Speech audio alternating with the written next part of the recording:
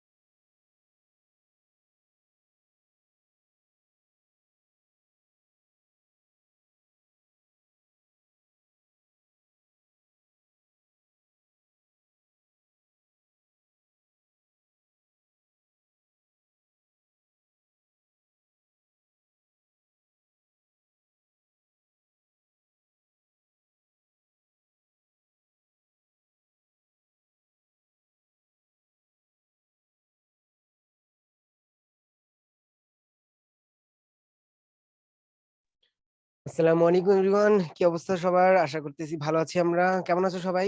একটু চ্যাট বক্সে জানাও। আসসালামু আলাইকুম। ওয়ালাইকুম আসসালাম। আশা করি ভালো আছো।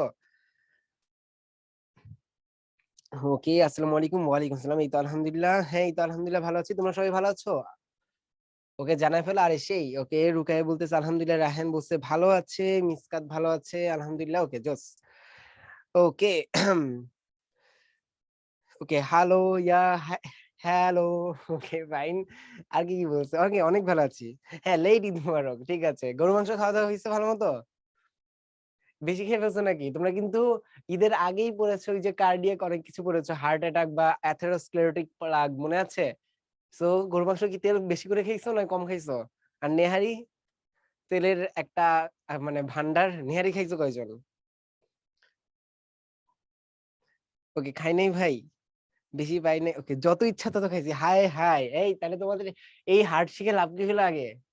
হ্যাঁ, এই করোনারি আর্টারি এত কিছু শিখে ভালো হলো কেমনে? নেহারি খাওয়া ভালো নাই খারাপ? এক্সেসিভ অবশ্যই খারাপ। ঠিক আছে? বেশি খাওয়াটা অবশ্যই খারাপ হবে। কজ নেহারি কিন্তু ওই যে তোমরা যেটা ওই যে ক্যালসিয়াম মনে করি যে খাওয়া, আসলে কিন্তু এটা কিন্তু জাস্ট কি বোন ম্যারোর ওই জায়গায় কি হয়েছে, অনেক ফ্যাট জমে গেছে। সো কাইন্ড অফ ফ্যাট খাও তোমরা। এটা অনেক মজা লাগে। ওকে, আজও মাংস খাইছি সই। ওকে, ফাইন। ওকে, ভুড়িও খাইছো। হ্যাঁ, খাও সবই বাট পরিমাণ মতো। ঠিক আছে? ওকে, ঠিক আছে। অনেক গল্পগুজব হইছে আমাদের। চলো আজকে আবার অনেকদিন পর আমরা বায়োলজি পড়াশোনা করব। আর একটা ছোট্ট ওকে, তোমাদের তো শর্ট সিলেবাস। বলো তোমাদের জন্য ভালো সংবাদ না দুঃসংবাদ? দেখি কার কি অপিনিয়ন। তোমাদের কি শর্ট সিলেবাসটা তোমাদের কার মনে হচ্ছে যেন ভাই অনেক ভালো ডিসিশন? কার মনে হচ্ছে ভাই একটু কষ্টের? ওকে, মাফরে বলতেছে খারাপ ডিসিশন। ওকে, তুরজাবার বলতেছে ভালো। ওকে, দুঃসংবাদ, ব্যাড নিউজ। ওকে, হ্যাঁ, ইয়া, যাক আলহামদুলিল্লাহ, সবচেয়ে ভালো ব্যাপার তোমরা তোমাকে রিয়ালাইজ করতে পারতেছো যে শর্ট সিলেবাসটা একটু হলেও তোমাদের জন্য ডেমেরিট পয়েন্ট। ওকে, তবে হ্যাঁ, যেহেতু এটাই দেওয়া আছে সো অবভিয়াসলি তোমাদের কিন্তু এইচএসসি এর জন্য অবশ্যই শর্ট সিলেবাসটা ভাজা ভাজা করতে হবে। এটার কোনো মাফ নাই। অর্থাৎ মাথায় রেখো, অ্যাডমিশন বা যারা কিন্তু মেডিকেলের অ্যাসপিরেন্ট তাদের কিন্তু অবশ্যই ফুল সিলেবাস নিয়ে কনসার্ন থাকতে হবে। শুধু মেডিকেল না, ভার্সিটি বা যেমন জাহাঙ্গীরনগর বা অন্যান্য জায়গায় আসে, তবে হ্যাঁ মেডিকেলের জন্য একটু বেশি মানে বেশি important. So first of all short সিলেবাসটা একদম ভাজা ভাজা করে ফেলবা, যাতে এইচএসসির পর তোমার এই শর্ট লং নিয়ে চিন্তা করতে না হয়, মানে শর্ট নিয়ে অন্তপক্ষে হেডেক যাতে না হয়। ঠিক আছে? ওকে, আর এছাড়া যদি এখন আমরা পারি, অনেকে আমরা ছোট ছোট করে চেষ্টা করবো ইনশাল্লাহ, তোমাদের অন্য চ্যাপ্টার গুলোও আগাবো আমরা। তবে আপাতত আমাদের শর্ট সিলেবাসটা শেষ করতে হবে ইনশাল্লাহ। হ্যাঁ, ফুল সিলেবাস ইনশাল্লাহ আমরা খুব সম্ভবত আমরা এই শর্ট সিলেবাস যখন শেষ হয়ে যাবে তখন আমরা ফুল সিলেবাস, যেহেতু এটা অ্যাডমিশনে লাগবেই, সো আমরা কিছুটা হলেও কভার করবো ইনশাল্লাহ। ওকে, ওকে, ফাইন। আহ ওকে, সো এই হলো কথাবার্তা। তাহলে আমরা অনেক কথাবার্তা বলে ফেলছি। চলো আজকের পড়াশোনা শুরু করি, নগ্নবীজী আবৃতবীজী চ্যাপ্টারটা। সো চলো তোমাদের জন্য ছোট্ট একটা হোমওয়ার্ক। এটা আসলে 1971 সালে হোমওয়ার্ক, মানে সেই যখন তোমরা চ্যাপ্টার 4 পড়তেছিলা, তাই না? ওকে, তোমরা অ্যান্সার দাও। সুপ্তাবস্থা কি? দেখি কে আগে দিতে পারে অ্যান্সার। সুপ্তাবস্থা কি?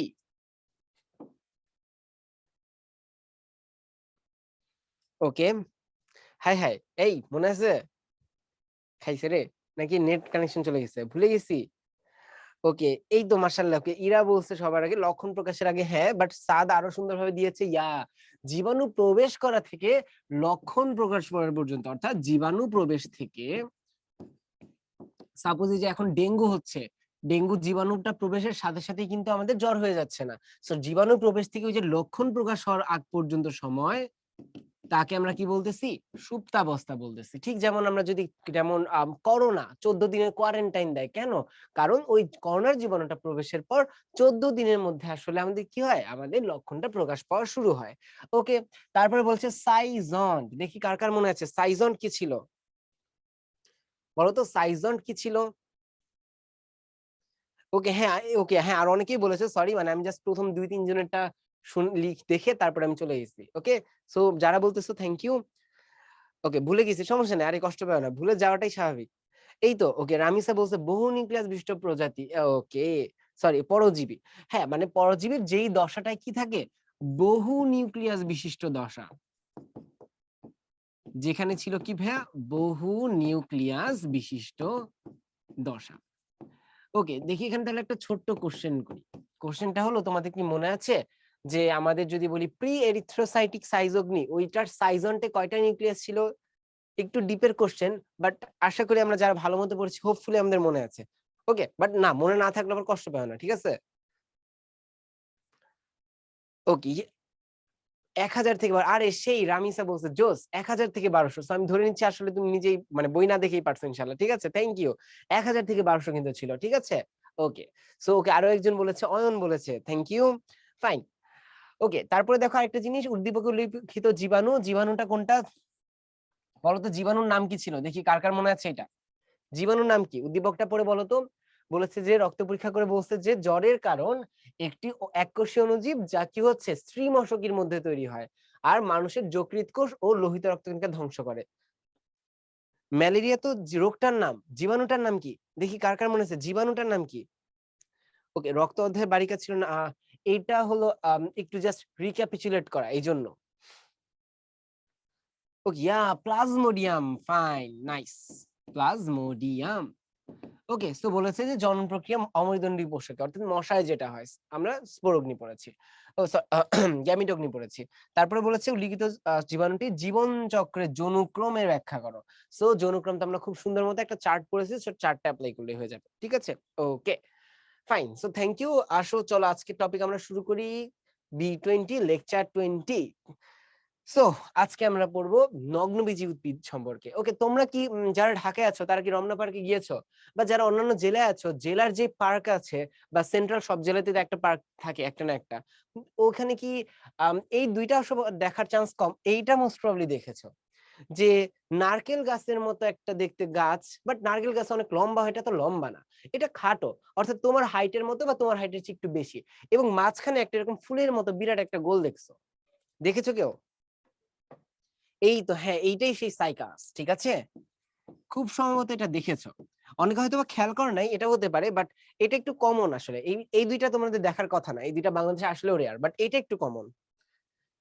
ওকে, ৩rd টা বাসার পাশে আছে। আরে সেই হ্যাঁ, এটা হলো সাইকাস। ঠিক আছে?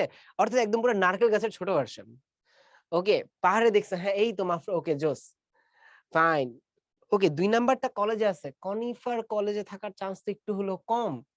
ঠিক আছে? খুব সম্ভবত এটা কনিফার হওয়ার কথা না। কারণ এই গাছগুলো অনেক, অনেক বেশি লম্বা হয়। ঠিক আছে? এটা হলো দেখেছো তোমরা ডিসকভারিতে দেখতে পারো বা দেখতে পারো কার্টুনে ওই যে বরফের মধ্যে বিরাট, বিরাট গাছ দেখা যায় লম্বা, লম্বা। এটা হলো সেই কনিফার। ওকে? নাম খুব সম্ভবত ডিসকভারিতে শুনে থাকতে পারো। ওকে? আর লাস্টে কি? লাস্টে আছে এইটা। এটা হলো পাইনাস। এটা হয়তোবা তোমরা পেয়েছো কোথায়? পাও নাই, তোমরা এটার নাম পড়েছো। কোথায় পড়েছো? খুব সম্ভবত ক্লাস 6 এ বা 7 এ একবার পড়ে আসছিলা। সাইকাস আর পাইনাস এই ওয়ার্ড গুলা।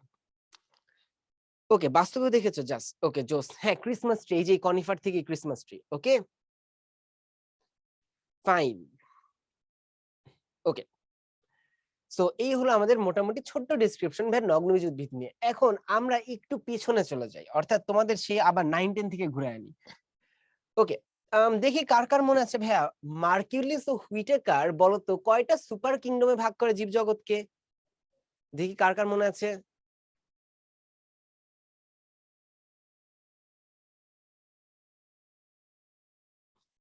ওকে, এই সুপার কিংডম বলেছি কিন্তু ২ টা। ঠিক আছে? অনেকে ৫ টা বলতেছো। যদি কিংডম বা রাজ্য বলতাম তাহলে ৫ টা হতো। ওকে। তাহলে দেখো মার্গিলিস ও হুইটেকার বলেছে কি? মার্গিলিস ও হুইটেকার বলেছিল যে কি হয়েছিল যে আমাদের জীবজগৎ ওরা কাকে ভাগ করেছে? জীবজগৎকে ওরা ১ম এ ২ টা ভাগে ভাগ করেছে। একটা হলো ইউক্যারিওট, তাই না? মনে আছে? একটা হলো ইউক্যারিওটা ছিল, আরেকটা ছিল কি ভাইয়া? Prokaryota. Okay, Eukaryota and prokaryota. এরপরে কি ছিল ভাই মনে করে দেখো ভাই প্রোক্যারিওটের মধ্যে ছিল কি? দেখি কার মনে আছে? প্রোক্যারিওটের মধ্যে কে ছিল? বলো তো? প্রোক্যারিওটের মধ্যে কে ছিল? প্রোক্যারিওটের মধ্যে কে ছিল? দেখি কার? এই তো মনেরা, তাই না? সুন্দর। তাহলে এখানে ছিল ভাই মনেরা। দেখি তো ভাই মনেরার একটা এক্সাম্পল দিতে পারবা? দেখি কার মনে আছে? মনেরার একটা এক্সাম্পল দাও তো। কে ছিল মনেরাতে? ওকে। অ্যামিবা নো অ্যামিবা ছিল না কিন্তু। ব্যাকটেরিয়া ছিল আর নীলাভ সবুজ শৈবাল ছিল। ওকে, ব্যাকটেরিয়া ছিল আর কি ছিল? নীলাভ সবুজ শৈবাল। ওকে, আমাদের এটা নিয়ে আসলে কনসার্ন না। আমরা কনসার্ন কি যাচ্ছি। ইউক্যারিওটের মধ্যে মনে করে দেখো ভাইয়া ৪ জন ছিল। কে, কে ছিল আমরা যদি মনে করে দেখি ভাইয়া, ছিল হলো প্রোটিস্টা, দেন ফানজাই বা ছত্রাক, প্রোটিস্টা মানে অ্যালগির রাজ্য বা শৈবালের রাজ্য, এন্ড তারপরে কি ছিল ভাইয়া মনে করে দেখো প্লান্টি। আমাদের কাজ হলো এইটা নিয়ে। লাস্টে ছিল অ্যানিমেলিয়া। ওকে, দেন এই প্লান্টির মধ্যে তোমাদের মনে করে দেখো মশবর্গীয়, ফানবর্গীয়, নগ্নবীজি, আবৃতবীজি ৪ টা পড়েছিল আবার। মনে করে দেখো 9-10 এর ডান দিকের পৃষ্ঠার নিচের দিকে ছিল প্ল্যানটি। কার মনে পড়েছে? জানো তো, মনে পড়ে থাকলে একটু জানাও। ওকে, সরি মাই মিস্টেক। কার মনে আছে বলো তো? এই তো মনে পড়েছে, সুন্দর। আমরা আসলে প্ল্যান্টের ২ টা রাজ্য নিয়ে কথা বলতেছি বা ২ টা বিভাগ নিয়ে বলতেছি, নগ্নবীজি আর আবৃতবীজি। তবে একটা ছোট্ট কথা। এখান থেকে বৈশিষ্ট্যগুলো বোঝাটা একটু হলেও কঠিন। আমরা এইটা বৈশিষ্ট্য বোঝার জন্য চলে যাব আরেকটু আগে। অর্থাৎ মার্গিলিস ও হুইটেকার টোটাল জীবজগৎকে আলাদা করেছিল। বাট তারও আগে বা তারও প্রায় ১০০ বছর আগে অর্থাৎ মার্গিলিস দিয়েছিল 1974 এ, আর সে জায়গায় প্রায় 1860 থেকে 1880 এর মধ্যে রেঞ্জে আরেকজন লোক আসছে। কে আসছে? নাম হলো বেনথাম আর হুকার। এটা তোমরা কই পেয়েছো মনে করে দেখো, একদম বইয়ের শুরুতে উপক্রমণিকা, যে জিনিসটা জীবনেও পড়ো না বা আমরা অনেকেই পড়েছি হয়তো বা, বাট বেশিরভাগই আমরা পড়ি না, তাই না? বেনথাম হুকার সে কি করেছিল?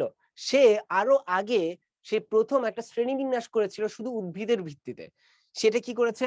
সেই বেনথাম হুকার ফার্স্টে এই উদ্ভিদ জগৎটাকে ২ টা ভাগে ভাগ করেছিল, ক্রিপ্টোগ্যামিয়া আর ফ্যানেরোগ্যামিয়া। এখান থেকে আমাদের লাগবে, ঠিক আছে?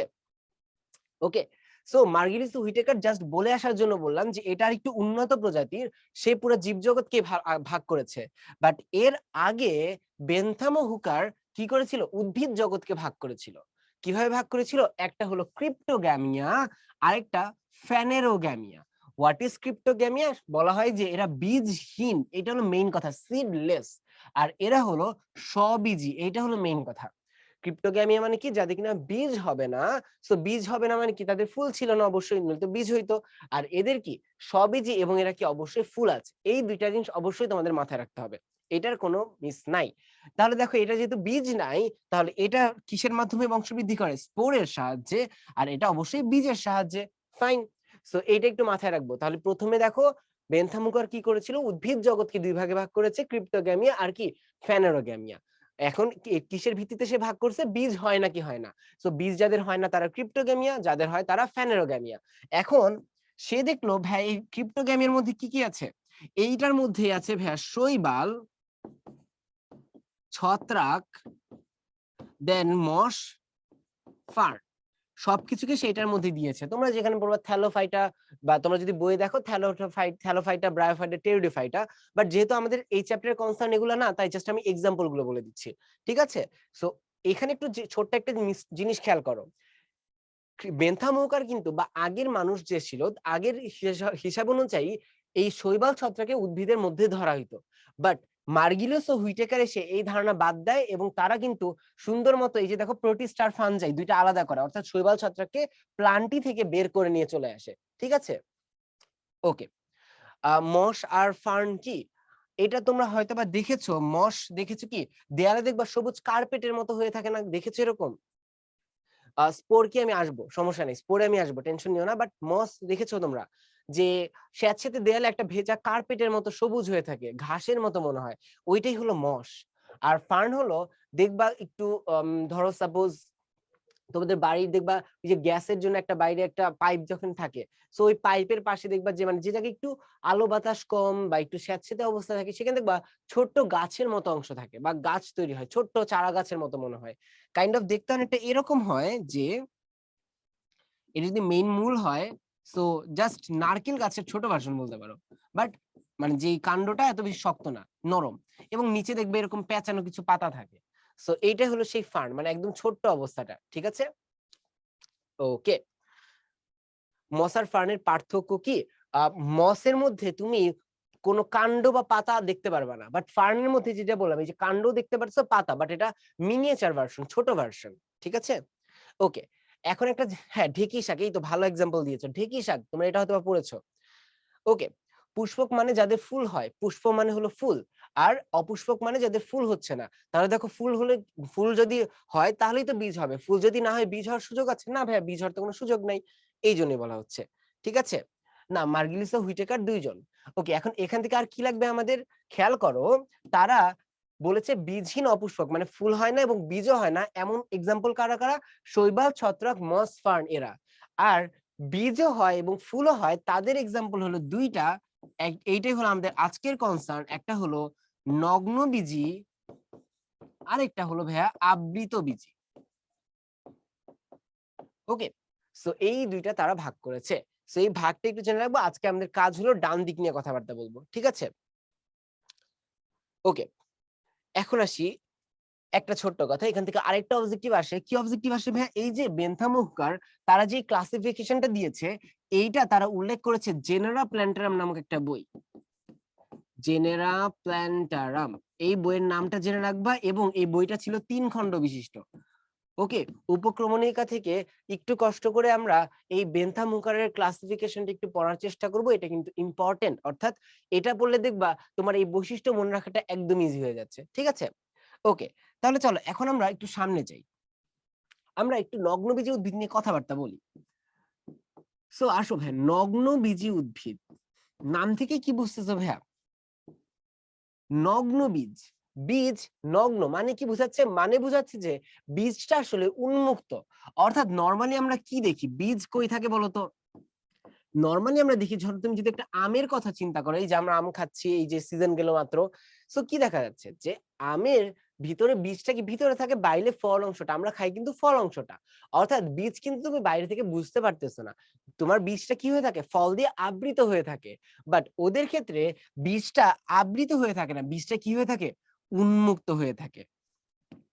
তাহলে দেখো ভাই, বীজ যেহেতু উন্মুক্ত, তাহলে কি ওদের ফল আছে বলতো? ওদের কি ফল আছে?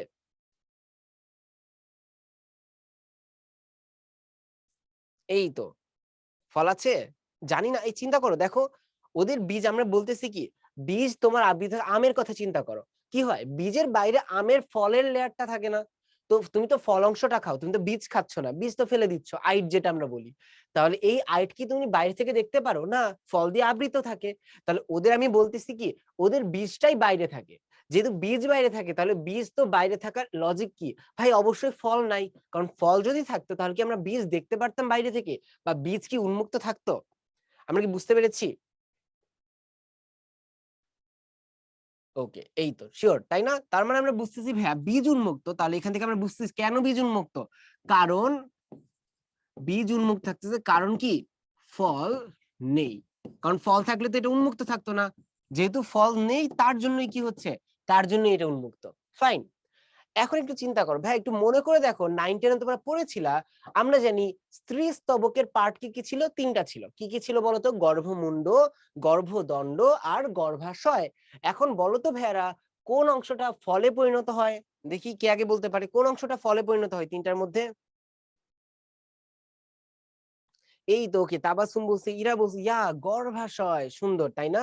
তাহলে এই যে ফল নেই, তাহলে দেখো নরমালি আমরা জানি ফল তৈরি হয় গর্ভাশয় থেকে। যেহেতু আমি বুঝতেছি ওদের ফল নাই, ওদের কি গর্ভাশয় থাকবে বলতো? ওদের তো গর্ভাশয় ফল নাই, তাহলে কি গর্ভাশয় থাকা উচিত? বলতো? লজিক্যাল কি বলে? গর্ভাশয় কি আছে ওদের? এই তো গর্ভাশয় কিন্তু নাই, তাই না? তাহলে কারণ ফল নাই, তাহলে ফল যেহেতু নাই, সো বলা যায় যে কি ওদের গর্ভাশয়ও নাই। সো ওদের গর্ভাশয়ও নাই। এখন একটু চিন্তা করে দেখো তো ভাইয়া, যেহেতু গর্ভাশয় নাই, ওকে, চিন্তা করে দেখো গর্ভাশয় আমরা জানি স্ত্রীস্তবকে আরো ২ টা পার্ট কি ছিল? গর্ভমুণ্ড, গর্ভদণ্ড। বলতো গর্ভাশয় নাই, ওই ২ টা কি থাকা উচিত? তোমার কি মনে হয়? গর্ভাশয় নাই, ওই ২ টা কি থাকবে?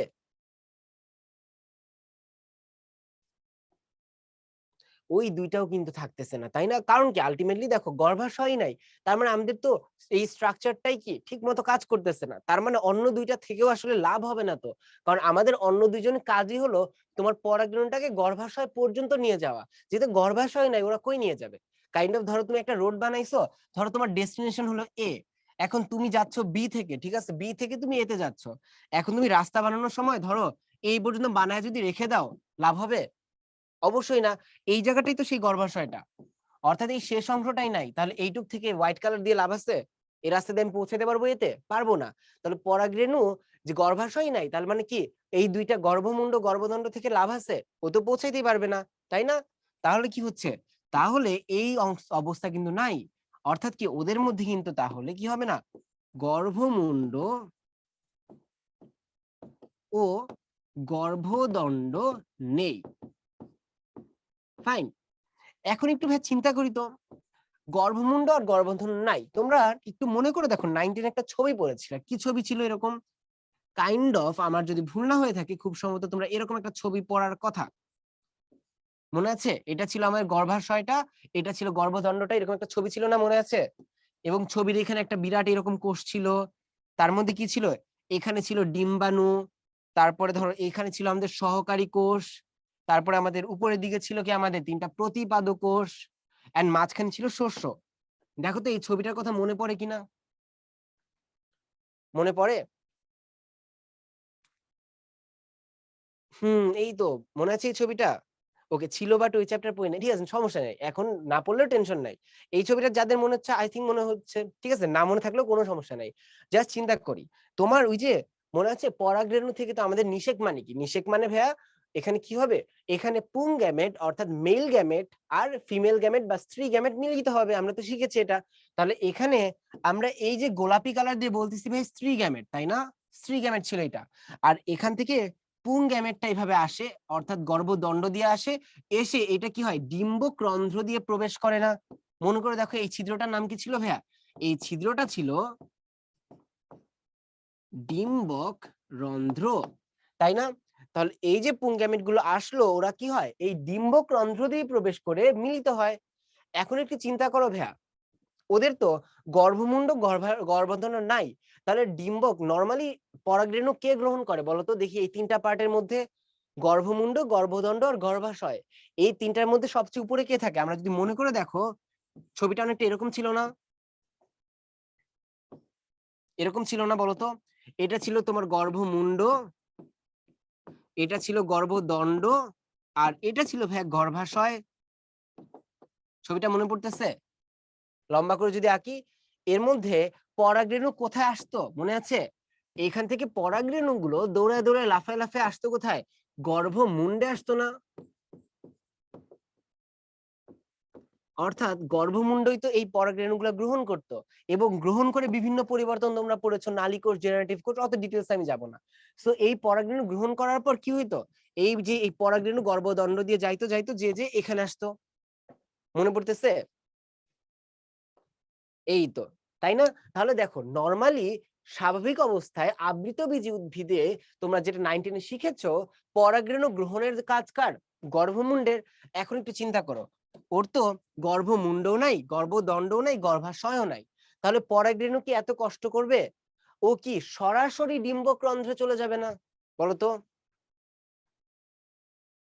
তাহলে বলতো ও কি সরাসরি ডিম্বক রন্ধ্রে চলে যাবে না? এই তো সুন্দর। তার মানে কি হয়? তোমার পরাগরেণু পরাগরেণু সরাসরি ডিম্বক্রন্ধ্রে প্রবেশ করে বা আপতিত হয়। ওকে, এই তো। সো দেখো আমরা কিন্তু আসলে এতক্ষণ যা শিখলাম একটা ফ্লো চার্ট আমরা সবগুলো না হলো অনেকগুলো বৈশিষ্ট্য শিখে ফেলছি, ঠিক আছে? সো এটার সাথে আরো বেশ কিছু মিলাইতে পারবো আমরা, পরে মিলাবো। বাট আপাতত এই ফ্লো চার্টটা কি ক্লিয়ার? পরীক্ষায় যদি তুমি মনে না থাকে মিনিমাম এইটুক যদি মনে রাখো যে ওর বীজ উন্মুক্ত, তুমি কিন্তু অলরেডি 5-6টা বৈশিষ্ট্য পেয়ে যাচ্ছ, ঠিক আছে? ওকে, গর্ভাশয় যেখানে ডিম্বক্রন্ধ্র, ওকে এখানে একটা ছোট্ট জিনিস খেয়াল করো। ডিম্বক বলতে বোঝায় হলো ধরো কোন কোষ, অর্থাৎ ওদের ক্ষেত্রে কি থাকে জানো, পাতার মতো কিছু অংশ থাকে। এই পাতার মতো অংশে কিছু কোষ এখানে বিরাট বিরাট একটা গোল বল তৈরি করে, সহজ কথায়। সো আমরা একটু পরে যখন স্পোর নিয়ে চিন্তা করব তখন আমরা বুঝবো ওদের ক্ষেত্রে গর্ভাশয় মানে বোঝাচ্ছে যে একটা বিরাট ধরো ডিস্টিংগুইশ স্ট্রাকচার, বাট ওদের এমন সুন্দর স্ট্রাকচার থাকে না। ওদের কি হয় জানো, এখানে একটা কোষ বড় হয়ে এই কোষটা থেকে আলটিমেটলি ডিম্বক তৈরি করে। মানে ওদের এত সুন্দরভাবে গর্ভাশয়ে, যেমন আমরা জানি কি গর্ভাশয়ে অনেকগুলো ডিম্বক থাকে, যেমন লেবুর কথা চিন্তা করো, লেবু তো একটা ফল। সো লেবুটাও কিন্তু গর্ভাশয় ছিল। সেই লেবুর ভিতরে যে বীজগুলো দেখো ভাইয়ারা, সেই বীজগুলো ছিল ডিম্বক। সো ডিম্বক কিন্তু যে কোনো কোষ থেকে তৈরি হতে পারে। সো এদের ক্ষেত্রে সেই ডিম্বকটা তৈরি হয়, বাট এই ডিম্বক গুলো মিলে যে গর্ভাশয় হবে সেই জিনিসটা আর হয়ে ওঠে না। আমরা কি বুঝতে পারছি যে কেন এই দুইটা পার্থক্য? যে ডিম্বক না থাকলে, সরি, গর্ভাশয় না থাকলে ডিম্বকের কাহিনীটা কি? এই তো সুন্দর, ঠিক আছে। Okay fine. তাহলে আমাদের এই কয়টা জিনিস দেখো, এই ফ্লোটা জাস্ট মাথায় রাখবা, তাহলে দেখবা পরীক্ষায় অন্তপক্ষে কি বৈশিষ্ট্য, এটা কিন্তু বৈশিষ্ট্যটা আসে। তো তখন মিনিমাম আমরা অনেকটাই করে ফেলতে পারবো বা অনেকগুলাই লিখে ফেলতে পারবো, ঠিক আছে। ওকে, এখন আমরা আসি, দেখো নগ্নবীজে আবৃত বীজের পার্থক্য, আমাদের এটা আসলে অর্ধেকের উপরে পার্থক্য হয়ে গেছে। কি কি হয়েছে দেখো, ফার্স্ট অফ অল বীজ নগ্ন বা আবৃত, অনাবৃত, আর এখানে কি আবৃত থাকে। ফল যেহেতু এটা কি অনাবৃত, তার মানে ফল হওয়ার কোনো চান্সই নাই, আর এখানে তো আবৃত মানে ফল আছে। তাহলে গর্ভাশয় যেহেতু ফল নাই, তার মানে গর্ভাশয় ছিল, অবশ্যই ছিল না, মাত্র যা পড়ছি। ওকে, ভাস্কুলার বান্ডেলে আসি। এখানে দেখো দুইজনেরই কিন্তু ভাস্কুলার বান্ডেল থাকে। ভাস্কুলার বান্ডেল কি জাইলেম আর ফ্লোয়েম, এটাও আছে এটাতেও আছে। তবে দেখি কার কার পার্থক্য মনে আছে বলো তো ভেড়া, জাইলেমের মধ্যে কোন জিনিসটা নগ্নবীজে থাকে না? আমরা পড়েছিলাম, দেখো জাইলেমে 4টা জিনিস পড়েছিলাম, ট্রাকিড, ভেসেল, জাইলেম প্যারেনকাইমা আর জাইলেম ফাইবার। দেখি কার কার মনে আছে 9-10 এ পড়েছিলা কোন জিনিসটা নগ্নবীজে থাকে না? এই তো, আরে সেই ইফতেখার হাসান বলতেছে, তাসনিয়া বলতেছে, তুর্য বলতেছে ভেসেল, জোস, মাশাআল্লাহ। তাহলে দেখো এটা কিন্তু পার্থক্য হয়েছে। সো এখানে কিন্তু ভেসেল নেই। তবে দেখি এরপরে কোশ্চেন কে পারে, এই ভেসেল একটা এক্সেপশন ছিল বলতো, অর্থাৎ সকল নগ্নবীজেরই ভেসেল নাই, তবে একটা জিনিস বাদে বা একটা প্রজাতি বাদে। সেই প্রজাতিটার নাম মনে আছে? জি দিয়ে শুরু হইতো, দেখি কার কার মনে আছে। এই তো নওশিন বলছে, ইস্পিতা বলছে, সুন্দর, নিটাম, জোস, সাবাস। তাহলে নিটাম কিন্তু এক্সেপশন। সো এক্সেপ্ট নিটাম, ঠিক আছে। ওকে, দেখি এখন আরেকটা কোশ্চেন করি তোমাদের। বলো তো ভেয়ারা, ফ্লোয়েমের মধ্যে আমরা জিনিস 4টা পড়েছিলাম, সিভ কোষ, সঙ্গী কোষ, ফ্লোয়েম ফাইবার, ফ্লোয়েম প্যারেনকাইমা। বলো তো ফ্লোয়েমের মধ্যে কোনটা নগ্নবীজে থাকে না? দেখি কার কার মনে আছে ফ্লোয়েমের মধ্যে কোন জিনিসটা থাকে না। এই তো আবৃত্তি, ওকে, প্রান্তি, জোস, তাবাসসুম, সেই সঙ্গী কোষ থাকে না। আরে তোমরা তো সেই ব্রিলিয়ান্ট, জোস। তার মানে এখানে কিন্তু সঙ্গী কোষ থাকে না, দেখেছো আমাদের পড়া হয়ে যাচ্ছে। সো আমাদের এই পার্থক্যটা কিন্তু আসে পরীক্ষায়, পার্থক্য আসে, বৈশিষ্ট্য আসে। সো প্লিজ এগুলা পারতে হবে। ফাইন। ওকে, মনে, আরে শোনো শোনো, যাদের মনে হচ্ছে না, মনে পড়তেছে না, কষ্ট পাওয়ার কোনো কারণ নাই। এই যে এখন পড়া হয়ে যাচ্ছে না, সো এখন আবার মনে চলে আসছে, মানে এগুলা তোমরা পড়েছো, এই জন্যই জাস্ট তোমাদের জিজ্ঞেস করা, ঠিক আছে। ওকে, তারপরে দেখো আর্কিগোনিয়া। ওকে, এইখান থেকে একটু কথা আছে। ওকে, আর্কিগোনিয়া মানে কি, নরমালি দেখবা হাসপাতালে যখন যাও, যে স্ত্রী রোগ বা মেয়েদের ফিমেল ডিজিজ নিয়ে যে ডিপার্টমেন্ট ডিল করে তার নামে দেখবা গাইনি ডিপার্টমেন্ট বলা হয়, গাইনোকোলজি। এই ওয়ার্ডগুলো তোমরা হয়তো শুনেছো, যে গাইনি। সো মাথায় রাখবা যেখানে তুমি গনিয়া বা গাইনি পাচ্ছ, এইটা আসলে বুঝাচ্ছে কি, এইটা বুঝাচ্ছে ফিমেল বুঝাচ্ছে, অর্থাৎ ডিম বানুর কথা বলতেছে, ফিমেল গ্যামেট বা ডিম বানু। তার মানে দেখো আবৃত বীজিতে কি সুন্দর ফুল থাকে, ফুলের মধ্যে কি সুন্দর গর্ভাশয় থাকে, গর্ভাশয়ের মধ্যে সুন্দর মতো ডিম্বকগুলো সাজানো থাকে, তার মধ্যে সুন্দরভাবে ডিম্বাণু তৈরি হয়। বাট ওদের তো এত উন্নত কিছু নাই, তাই ওদের যেই কোষ বা যে অংশটা এই ডিম্বাণু তৈরিতে কাজ করে সেই অংশটাকে আমরা একটা আলাদা নাম দিই, সেই নামটা কি আর্কিগোনিয়াম। সো ওদের কিন্তু আর্কিগোনিয়াম আছে আর এদের কিন্তু আর্কিগোনিয়াম নেই। বুঝতে পেরেছি আমরা? তাহলে আর্কিগোনিয়াম মানে কি, ফুল যেমন এত সুন্দর অর্গানাইজড এবং স্ট্রাকচারাল একটা অংশ, এদের ক্ষেত্রে এত সুন্দর স্ট্রাকচারাল কোনো অংশ থাকে না ডিম্বাণু তৈরির জন্য। সো যে অংশটা বা যেই কোষটা বা যেই স্ট্রাকচারটা ডিম্বাণু তৈরিতে কাজ করে তাকে আমরা কি বলতেছি ভাইয়া, আর্কিগোনিয়াম বলতেছি। তাহলে এখন আরেকটা ওয়ার্ড আছে অ্যানথেরিডিয়াম। বলতো তাহলে আর্কিগোনিয়াম যদি ডিম্বাণু তৈরি করে, অ্যানথেরিডিয়াম কি তৈরি করবে বলতো? দেখো এখানে কি অ্যান্থার ওয়ার্ডটা আছে, অ্যান্থার যেখানেই পাবা ভাববা পরাগরেণু বা স্পার্ম বা মেল গ্যামেট তৈরি করবে, এই তো সেই, বা শুক্রাণু, জোস, ফাইন। এখন আসি, ওকে এই জিনিসটা একটু বুঝার আছে, মাইক্রোস্পোরোফিল মেগাস্পোরোফিল, তার আগে আরেকটা জিনিস বুঝে আসি। ওকে, সো স্পোর ভার্সেস গ্যামেট। ওকে, এই জিনিসটা একটু বুঝতে হবে, ঠিক আছে? এটা কিন্তু এই চ্যাপ্টারে না, আর অনেক চ্যাপ্টারে লাগবে। ভাই বলো তো স্পোর কি, কারো কোনো আইডিয়া?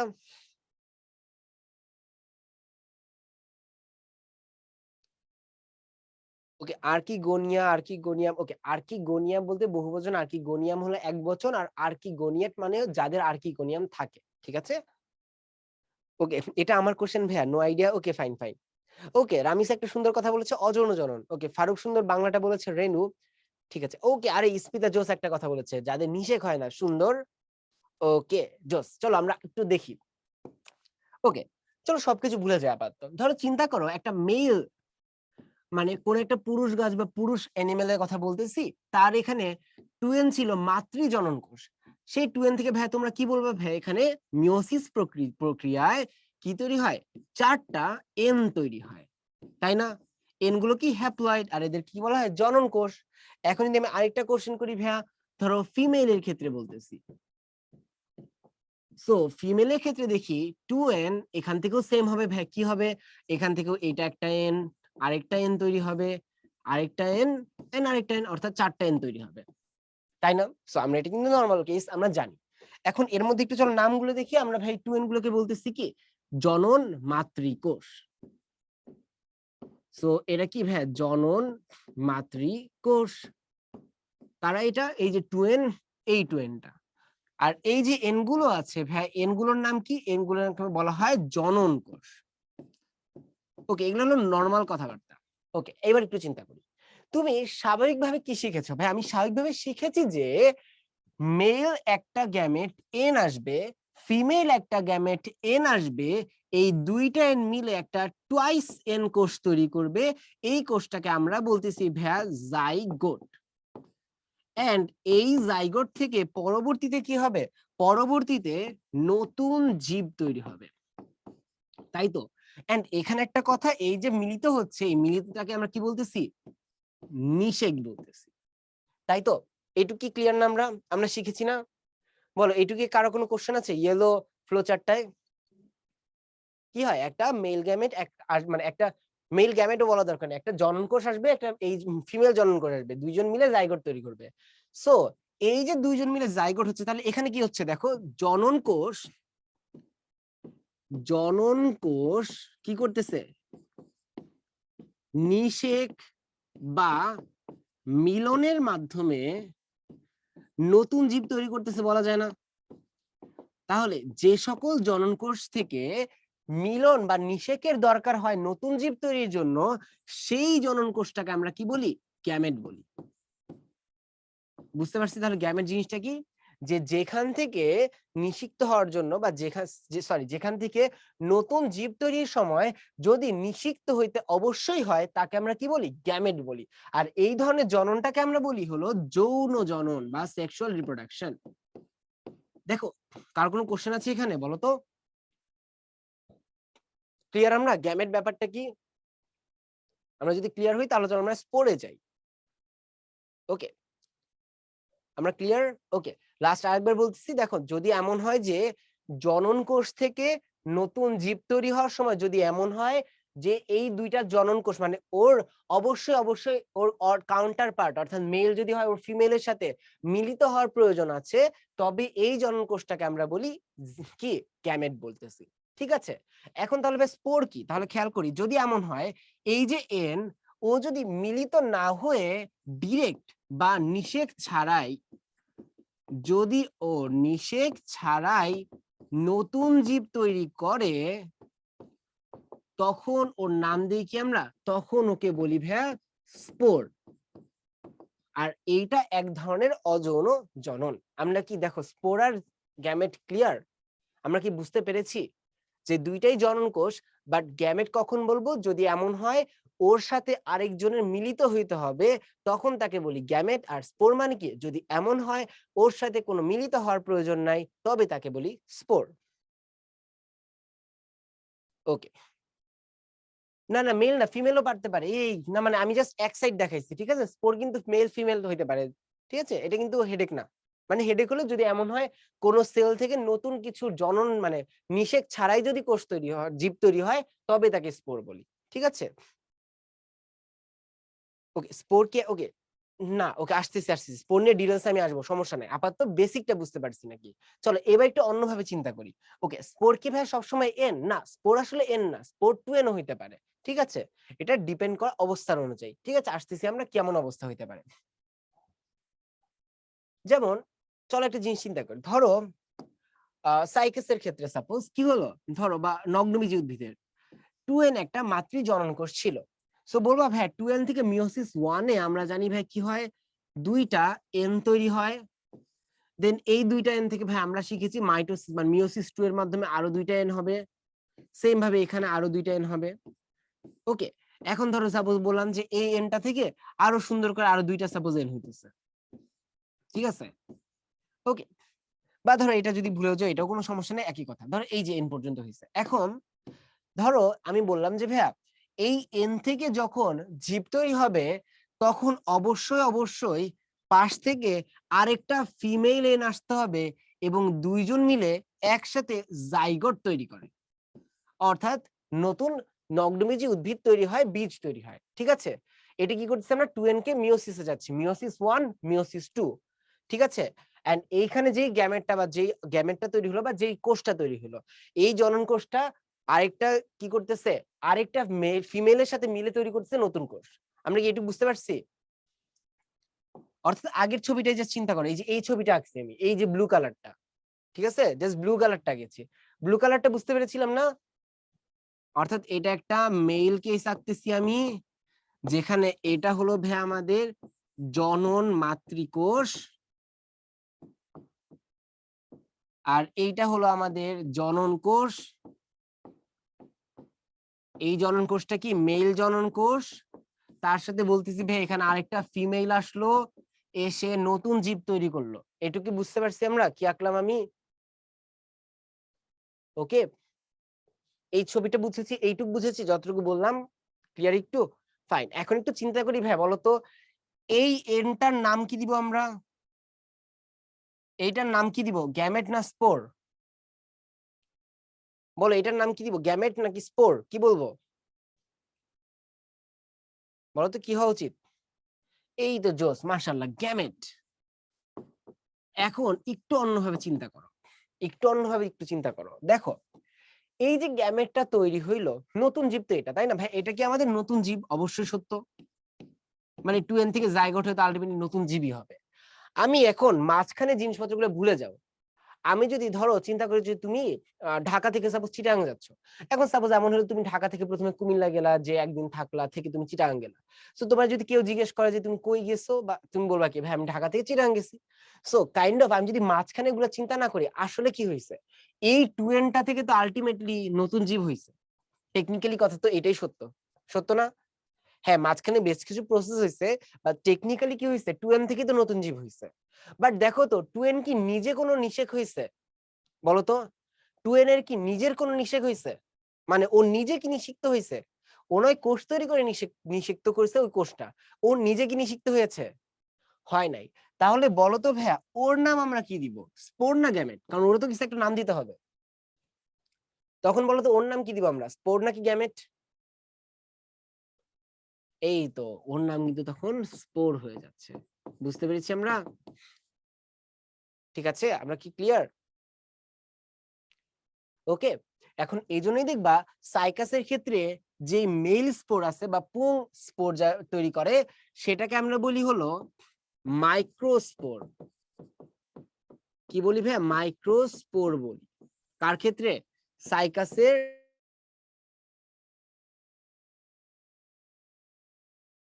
বা নগ্নবীজির কথা বলতে পারো। ঠিক আছে, কোনটা আগের টুয়েন কোনটা পরের টুয়েন কিভাবে বুঝবো? না, এখান থেকে আসলে আমাদের ওইটা বুঝতে হবে না। ঠিক আছে, মানে এটাতে কিন্তু আমাদের লাগবে ওই টুয়েনটা অবশ্যই নতুন জীব, নতুন বীজ তৈরি হচ্ছে ওই টুয়েনটা। আর এই টুয়েন তো আগেই কোষে বা আগেই জীবটার মধ্যে ছিল। ঠিক আছে, তাহলে দেখো মাইক্রোস্পোর কেন বললাম ভ্যাম, কারণ ওদের ক্ষেত্রে ওদের স্ত্রী যে সাইকাস বা স্ত্রী যে নগ্নবীজি সেখানে থাকে হলো মেগাস্পোর। মানে কি? মানে এইখানে মাইক্রোস্পোর বলতে বোঝায় যে কোষটা ছোট, ছোট কোষ থেকে এত কিছু হইতেছে। আর মেগাস্পোর মানে এখানে আসলে কি হয়, স্পোরটা অনেক বড়, সেইটা থেকে এত কিছু হচ্ছে। দুই ক্ষেত্রে এই এত কিছু হয়। ঠিক আছে, ওকে। টুয়েনকে স্পোর বললাম কেন দেখো, টেকনিক্যালি হ্যাঁ এই এনটা মিলিত হয়ে নতুন টুয়েন তৈরি করেছে বা নতুন জীব তৈরি করছে। যেহেতু ও সরাসরি মিলিত হয়েছে বা নিষিক্ত হয়েছে, তাই ওর নাম বলতেছি গ্যামেট, এটাতে কোনো সমস্যাই নাই। এখন চিন্তা করো, আসলে তো এই টুয়েন থেকেই তুমি নতুন জীব তৈরি করছো, হ্যাঁ অনেকগুলো প্রসেসের মাধ্যমে, সেটা ঠিক আছে, বাট টেকনিক্যালি তো টুয়েন তোই নতুন জীব হয়েছে। এখন দেখো টুয়েন নিজে কি নিষিক্ত হয়েছে বলতো? ও কি নিজে নিষিক্ত হয়েছে? হয় নাই। যেহেতু ওর নিজে নিষিক্ত হয় নাই, তাই ওর নাম আমরা কি দিব? ওর নাম দিচ্ছি স্পোর। ঠিক আছে, ওকে। স্পোরান যে আমি পরে আসবো, আপাতত মাইক্রোস্পোর মেগাস্পোরটা বুঝো। ওকে, ছাড়া নতুন জীব তৈরি হয় ফার্স্টে। ওকে, একটা ছোট্ট কথা, স্পোর কিন্তু যেটা ওই যে তোমাদের অনেকের কনসেপশন আছে যে স্পোর তোমরা অন্য জায়গায় পড়েছো, যে জায়গায় পড়েছো সেটা রেসপেক্টে চিন্তা করতেছো। দেখো স্পোর আসলে যে কোনো কেসে হতে পারে। সহজ কথায় নিষেক ছাড়াই কোনো জীব তৈরি করা মানে স্পোর। এখন স্পোর এন হইতে পারে, 2n হইতে পারে, ক্রোমোজোম নাম্বার চেঞ্জ হইতে পারে। ঠিক আছে, মানে ব্যাপারটা কোনো ডিস্টিংগুইশ করা যায় না। গ্যামেট যেমন শিওর তুমি গ্যামেট এন হবে, বাট স্পোর ক্যান চেঞ্জ হইতে পারে। ঠিক আছে, হ্যাঁ গ্যামেট এন্ড স্পোর একই জীব হয়, এই যে এটাই তো আমরা প্রমাণ করলাম এখন, কারণ স্পোর থেকে আলটিমেটলি গ্যামেট হতে পারতেছে। মিওসিস 1 এর এন গুলো কি স্পোর? হ্যাঁ এগুলোকে স্পোর বলা যায়, বাট এগুলো তো আসলে অনেক বেশি দীর্ঘস্থায়ী ফেজ না, আমরা তাই এগুলোকে নামকরণ আসলে করতে চাই না। ঠিক আছে, ওকে আমরা কি ক্লিয়ার তাহলে? গ্যামেট এন্ড স্পোর শিওর সবাই? তাহলে এখন দেখো সাইকাসে দুই ধরনের স্পোর থাকে। মেল, যে মেল গ্যামেট তৈরিকারী স্পোরটাকে বলি আমরা কি মাইক্রোস্পোর, ফিমেল গ্যামেট তৈরি করে তাকে বলি মেগাস্পোর। তবে এখানে একটা ছোট্ট কথা ভাইয়া, এই মেল আর ফিমেল আসলে হয় না, সাইকাসের একই দেহে হয়। ঠিক আছে, অর্থাৎ যেখান থেকে কি হয়, যেখান থেকে পুং, মানে মাইক্রোস্পোর থেকে কি তৈরি হয়, মাইক্রোস্পোর থেকে তৈরি হয় পুং গ্যামেট, যেটা আমরা দেখলাম, আর মেগাস্পোর থেকে তৈরি হয় স্ত্রী গ্যামেট। ঠিক আছে, ওকে এখন আসি এখানে, অর্থাৎ এই যে দেখো জননের কাজ কে করে, এই যে মাইক্রোস্পোরোফিল আর মেগাস্পোরোফিল, ব্যাপার দুইটা কি? ব্যাপার দুইটা হইলো ওদের তো কোনো কি থাকে না, দেখো তো ওদের কি, 1 মিনিট, ওদের তো কোনো ফুল থাকে না, তাহলে ওদের এই মাইক্রোস্পোর আর মেগাস্পোর তো কোথাও থাকতে হবে তাই না? এটা তো ধরে রাখার জন্য কোনো একটা জায়গা লাগবে। সো ওদের যে অংশ বা দেহের যে অংশগুলা এই মাইক্রোস্পোর আর মেগাস্পোর ধরে রাখে তাকে বলি আমরা কি, মাইক্রোস্পোরোফিল মেগাস্পোরোফিল। বুঝতে পেরেছি আমরা? অর্থাৎ ফুল না থেকে ফুলের জায়গায় ওই মানে স্পোর গুলো মাইক্রোস্পোর মেগাস্পোর ধরে রাখার তো জায়গা লাগবে, সেই রাখার জায়গা কি মাইক্রোস্পোরোফিল আর মেগাস্পোরোফিল। এটাকে বলা হয় কি পুং রেণুপত্র আর স্ত্রী রেণুপত্র। আমরা কি ক্লিয়ার মোটামুটি ব্যাপারগুলা? হ্যাঁ উভলিঙ্গ হয় সাইকাস। ওকে, এই তো আলহামদুলিল্লাহ, চলো আগে যাই। ওকে, এখন আসি কিছু বাংলা কথাবার্তা দিয়ে। নগ্নবীজি যে 4টি ডিভিশন আছে বা 4টি বিভাগ আছে, এই নামটা 4টা কথাটা মাথায় রাখতে হবে। দেন ফ্লাজেলা যুক্ত, ওকে দেখো ফ্লাজেলা মানে এদের কি শুক্রাণু ফ্লাজেলা যুক্ত নাকি না, এটা কিন্তু অবজেক্টিভে আসে, কোনটি শুক্রাণু ফ্লাজেলা যুক্ত। ঠিক আছে, এটা মাথায় রাখবা। ওকে, যেমন আমাদের শুক্রাণুতে বলতো কয়টা ফ্লাজেলা থাকে, দেখি কার কার মনে আছে? আমাদের শুক্রাণুতে ফ্লাজেলা কয় রকম, কয়টা থাকে? স্পোরোফিল মেলটা ছোট হয়, আমরা দেখবো স্পোরোফিল কেমন দেখতে আমরা দেখবো। ঠিক আছে, আপাতত যে স্পোরোফিল জিনিসটা একটু আইডিয়া পেয়েছি সেটাই দরকার। আমরা ছবি দেখবো একটু পরে। এই তো আমাদের কিন্তু একটা থাকে। আর এদের ক্ষেত্রে দেখো ফ্লাজেলা যুক্ত এদের মাল্টিপল থাকতে পারে, যেমন সাইগোডোফাইটাতে অসংখ্য থাকে। আর এগুলা ফ্লাজেলা বিহীন শুক্রাণু, নেটোফাইটা আর কনিফেরোফাইটা। ওকে, তারপরে দেখো এখানে একটা কথা, গিঙ্গোফাইটার মধ্যে মাথায় রাখতে হবে একমাত্র জীবিত প্রজাতি কোনটা, গিঙ্গো বাইলোবা। অবশ্যই মুখস্থ রাখবে, এটা এইচএসসি অ্যাডমিশন দুইটার জন্য ইম্পর্টেন্ট। এন্ড এদেরকে বলা হয় জীবন্ত ফসিল। ওকে, হোয়াট ইজ জীবন্ত ফসিল, এটা কিন্তু ক খ তে অনেক অনেক আসে, ভালো মতো মাথায় রাখতে হবে। জীবন্ত ফসিল কি যদি এমন হয় যে ওর শ্রেণীতে আর কেউ বেঁচে নাই, ধরো আমরা জানি কি যে একটা গণের মধ্যে স্পিসিস থাকে, তাই না, জগৎ পর্ব, শ্রেণী, বর্গ, গোত্র, গণ, প্রজাতি, আমরা অনেক কিছু পড়েছি। সো একটা শ্রেণীর মধ্যে কি অনেকগুলো জীব থাকে বা অনেকগুলো প্রজাতি থাকে। সো যদি এমন হয় যে ওই শ্রেণীর মধ্যে আর কোনো প্রজাতি বেঁচে নাই, শুধুমাত্র একটা প্রজাতি বেঁচে আছে, তবে সেই প্রজাতিটিকে বলা হয় কি, জীবন্ত ফসিল। যেমন এরকম আর কি আছে, এরকম আর আছে হলো প্লাটিপাস, তোমরা নাম শুনেছো প্রাণীর মধ্যে। সো প্লাটিপাসও কিন্তু ওর সাথে যারা যারা প্রজাতি ছিল সবাই কিন্তু বিলুপ্ত হয়ে গেছে, শুধু প্লাটিপাসই আছে। ওকে, সেজন্য ওকে বলা হয় কি জীবন্ত জীবাশ্ম বা জীবন্ত ফসিল। ওকে, ফাইন। এরপর আসি আমরা সাইকোডোফাইটার। সাইকোডোফাইটারদের বলা হয় কি, এদেরকে সাইকার্ডসও বলা হয়, ঠিক আছে, এদেরকে সাইকার্ডসও বলা হয়। সো এরা কি 100 প্রজাতি আছে, জাস্ট জেনে রাখলে বেটার। নেটোফাইটার মধ্যে আবৃতবীজির সাথে ঘনিষ্ঠ, এখানে তোমরা পড়েছো নিটাম। সো নিটাম তো নাম শিখেছো। তারপরে আসে আরেকটা কনিফেরোফাইট, যে কনিফার ছবি দেখলাম আমরা। সো এটা কি উচ্চ উদ্ভিদ, যেমন সেকুয়া, সেম্পারভিয়ারেন্স, এটা অন্তর্ভুক্ত, নামটা জেনে রাখবো জাস্ট। ওকে, সো এই কয়টা জিনিস আমাদের একটু কষ্ট করে জানতে হবে। এরপর আসা আর কিছু কথাবার্তা এখান থেকে, যে ওয়েলউইশিয়া, এটা অবশ্যই মাথায় রাখবে, এটা অবজেক্টিভ আসে, বিশেষ করে অ্যাডমিশনে এটার মধ্যে দুইটা পাতা থাকে, এটা আসে, ঠিক আছে, ওয়েলউইশিয়াদের মধ্যে দুইটা পাতা থাকতেছে। ওকে, তারপরে এখানে একটা জিনিস, ইভেড্রা উদ্ভিদে দ্বিনিষেক দেখা যায়। ওকে, এই লাইনটা আমরা একটু পরে এক্সপ্লেইন করব। তার আগে একটা জিনিস, শ্বাসকষ্টের ওষুধ ইফেড্রিন পাওয়া যায়, এটা কিন্তু আসে, দেখো মুখস্থ করার কিছু নাই, ইফেড্রিন থেকে ইফেড্রা পাবো, সো অবভিয়াসলি আমরা পারবো, ঠিক আছে। তবে হ্যাঁ, অবশ্যই মুখস্থ রাখবো, কেন, কারণ অনেক সময় নগ্নবীজ উদ্ভিদের ইম্পর্টেন্স বা উপকারিতা থেকে আসবে, তখন যাতে আমরা লিখতে পারি। তারপরে বলেছি যে জীবন্ত ফসল তো আমরা দেখলাম, পোডোকার্পাস নেরিফোলিয়াস, এটা একটু জেনে রাখতে হবে, এটাকে বাঁশপাতা বলা হয়, ঠিক আছে, এই অবজেক্টিভটা মাথায় রাখবো। আর লাস্টে তো আমরা একটু আগে দেখে আসলাম, ঠিক আছে। এই কয়টা প্লিজ তথ্য মাথায় রাখবো, এগুলা থেকে কিন্তু কোশ্চেন আসে, এইচএসসি তে আসে, বাট অ্যাডমিশন আরো বেশি ইম্পর্টেন্ট। ওকে, এখন আসি নগ্নবীজী উদ্ভিদের বৈশিষ্ট্য। ওকে, আসো, বহুবর্ষজীবী, ফার্স্ট অফ অল এদের বৈশিষ্ট্য কি ভাইয়া, বহুবর্ষজীবী মানে কি, আমরা জানি এক বর্ষজীবী আছে, দ্বিবর্ষ আছে, মানে কি 1 বছর পর পর মারা যাচ্ছে, দ্বিবর্ষ মানে কি 2 বছর চলতেছে, আর বহুবর্ষ মানে কি এরা অনেক দিন বাঁচে আসলে। তারপরে দেখো কি আছে, চিরসবুজ, অবভিয়াসলি কি এরা গ্রিন কালার, এন্ড স্পোরোফাইট। ওকে, এইটা তোমরা একটা ওয়ার্ড হয়তো পড়েছো, দুইটা ওয়ার্ড পড়েছো, একটা হলো গ্যামিটোফাইট, আর একটা ছিল কি ভাইয়া, স্পোরোফাইট। গ্যামিটোফাইট এন্ড কি, স্পোরোফাইট। গ্যামিটোফাইট মানে কি, কোন একটা জীবের জীবন চক্রে সে যদি হ্যাপ্লয়েড স্টেজে থাকে তাকে বলা হয় গ্যামিটোফাইট বা এন স্টেজ, আর যদি ডিপ্লয়েড স্টেজে থাকে তাকে বলা হয়, বা টু এন স্টেজে থাকে তাকে বলা হয় কি, স্পোরোফাইট, ঠিক আছে। তাহলে এখন ওদের ক্ষেত্রে নরমালি কিন্তু একটা জীবের সারা জীবনে আসলে স্পোরোফাইট এন্ড গ্যামেটোফাইট অল্টারনেট করে। ব্যাপারটা কেমন, ধরো একটা গাছ যখন গ্যামেট তৈরি করে, সো ওই গ্যামেট অবস্থাটা কিন্তু ওর কি অবস্থা, গ্যামিটোফাইট অবস্থা, বাট যখনই ও গ্যামেট থেকে জাইগোট তৈরি করে ফেলছে, আবার সে স্পোরোফাইট হয়ে গেছে না। সো এভাবে কিন্তু গ্যামিটোফাইট এন্ড স্পোরোফাইট কি করে, চলতে থাকে। সো এর মধ্যে আমরা দেখো সাইকাস বা নগ্নবীজকে বলতেছি কি, স্পোরোফাইট বলতেছি, কারণ ওদের জীবন চক্রের অধিকাংশ বা বেশিরভাগ সময় ওরা কি হিসেবে থাকে, টু এন স্টেজে থাকে, তার জন্য বলা হয় ওদের স্পোরোফাইট। ওকে, ফাইট ওয়ার্ডটা আসছে কোথা থেকে, উদ্ভিদ থেকে, আর স্পোরো তো ওই যে টু এন বোঝাচ্ছে এখানে, আমরা কি বুঝতে পেরেছি, ফাইন। এখন দেখো এদের তো গর্ভাশয় গর্ভমুণ্ড এগুলো কিছুই থাকে না, আমরা পড়ে আসছি, পরাগরেণু ডিম্বকরন্ধ্রে পতিত হয়, পড়ে আসছি, ফল সৃষ্ট হয় না, পড়ে আসছি। আসো, দ্বিনিষেক ঘটে না, চলো একটু দেখে আসি দ্বিনিষেক ব্যাপারটা কি। খেয়াল করো, তোমরা শিখেছিলা, এই যে দেখো, যখন এই যে শুক্রাণু দুই যে পুংগ্যামেট দুইটা আসে, খেয়াল করো এই যে দুইটা পুংগ্যামেটের মধ্যে একটা যাচ্ছে ডিম্বাণুর সাথে মিলিত হইতে, আরেকটা যাচ্ছে কার সাথে, শস্য নিউক্লিয়াসের সাথে, বাট সেকেন্ডারি নিউক্লিয়াসের সাথে মিলিত হইতে, মনে আছে।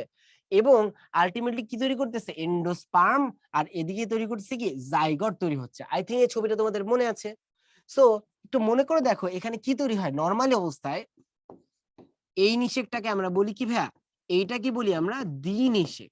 এটা কি বলতেছি আমরা, দ্বিনিষেক। কারণ কি দেখো পুংগ্যামেট দুইটা নিষেক হচ্ছে, একটা পুংগ্যামেটের সাথে ডিম্বাণু, আরেকটা পুংগ্যামেটের সাথে কার, এই সেকেন্ডারি নিউক্লিয়াসের। তাহলে এখন কি তৈরি হয় বলতো দ্বিনিষেকের ফলে? দুইটা জিনিস তৈরি হয়, একটা তৈরি হয় শস্য, আরেকটা তৈরি হয় কি জাইগট, বলা যাবে না? এবং এই শস্যটা আবৃত বীজের জন্য কেমন ছিল ভাইয়া? আবৃত বীজের জন্য ছিল 3n, তাই না?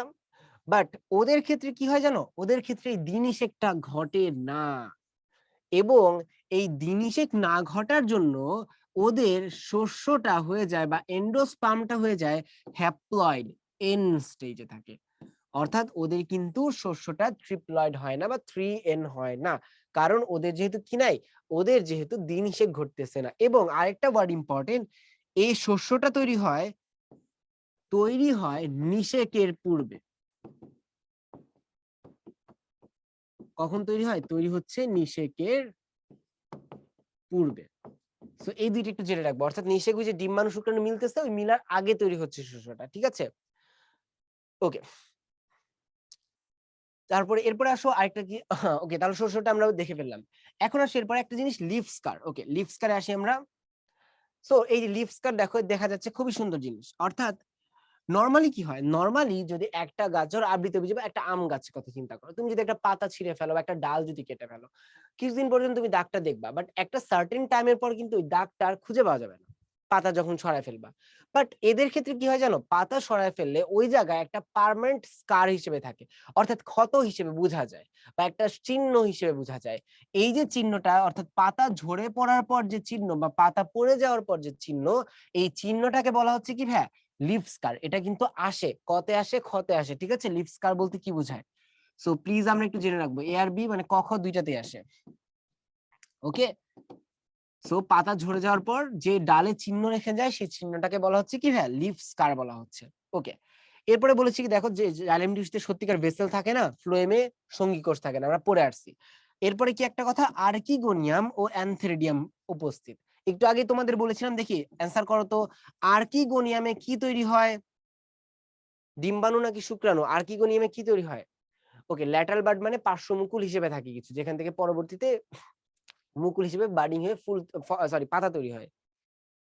ওকে, এই তো, আরে জোস, মাশাআল্লাহ, ডিম্বাণু, তাই না? আমরা বলেছিলাম গনিয়া মানে ডিম্বাণু। আর যদি বলা হয় আর অ্যানথেরিডিয়ামে কি তৈরি হয়, তাহলে অ্যান্সার কি দিবা? অ্যানথেরিডিয়ামে কি তৈরি হয়? কি হবে? এই তো শুক্রাণু। কি দিয়ে মাথায় রাখবো দেখো, অ্যান্থার দিয়ে মাথায় রাখতে পারো। অ্যান্থার মানে পরাগরেণু, সো অ্যান্থার মানে পরাগরেণু, সেখান থেকে আসলে পরাগরেণু, সো এখান থেকে বুঝতেছি তাহলে তৈরি হচ্ছে কি, শুক্রাণু তৈরি হবে।